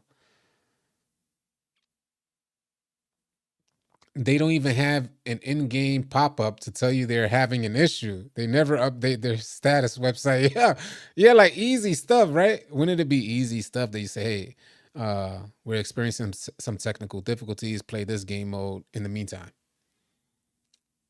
Perfect opportunities to introduce 2K players to different areas of the game. But instead, they just leave you hanging out there. That's not a AAA title, man. The standards are way higher for different games, like way higher than what 2K gives us. But again, I don't think 2K24 is a bad product. But there's just some weirdness happening that doesn't allow them to be great. Jack of all plays said, I'm downloading GTA. We should receive a free build for making us wait for the service to get back online. Ha! Wishful thinking. Imagine. Giving people a free build means that they're not going to be inclined to spend money on VC for that build. And that's exactly their breadwinner. That's exactly why they limit how much VC they're giving out in the first place. It's a casino, man. A whole casino. The house is there. They're always going to win. Game file size is way too big, over 160. That's another aspect. The game takes up way too much. I would prefer that 2K gives you an option to download the parts of the game that you want and limit the amount of space that joint is taking up on your system. But again, all by design. I believe it all by design. The longer you have 2K on your system, depending on the level of storage you have. But if you're someone like me who I really don't invest in storage, so I have a certain amount of games on my dashboard, and I guess the way 2K sees it, if you limit the amount of games on somebody's dashboard, then they'll be less inclined to play different games and more inclined to play your game. Just limit the odds of getting someone on another platform, another game. That's it. And their whole system, I think, is based behind like, what are the odds of somebody doing this? What are the odds of someone spending 50,000? Here, I'll give you guys an example. You get 100,000 VC for purchasing this particular version of 2K. They sell you a sweater for 50,000 VC. You know, the way they see is, what are the odds if we put this many options in front of somebody? Earrings, necklace, hat, um, you know, shorts, jersey. You know, you think of all these things that people could spend their VC on. The more they keep taking away from that VC that you got for free, the more inclined, it's not a guarantee, but the more inclined you are to buy a VC pack that much sooner. If they could get you to buy it sooner, this means you're gonna, before the end of the annual cycle, you'll get another one. You know what I mean to say? So a lot of their stuff is based on odds and creating a system that'll constantly put you at a loss. There's always a chance for you to win at a casino, but the odds are not in your favor, right? So that's the same concept with 2K. I got 2 terabytes of space. Good luck with that. They made this about Kobe. That's the biggest thing with me. Yeah, I feel you. Just the vehicle driving alone is a memory dump. Appreciate everybody that's in the stream. But we are on way too long. I've been talking way too long. I just noticed that we're going on 3 hours. I didn't read. What time is it? Oh man, I gotta eat me some and all that good stuff. I appreciate y'all being here, man. Hopefully the service come back up sooner than later. Hopefully it's not another 7 to 8 hours or whatnot. We'll see what happens. Wishing you all a safe and blessed rest of your evening. I will catch you guys either on the next video or live stream. Easy, y'all.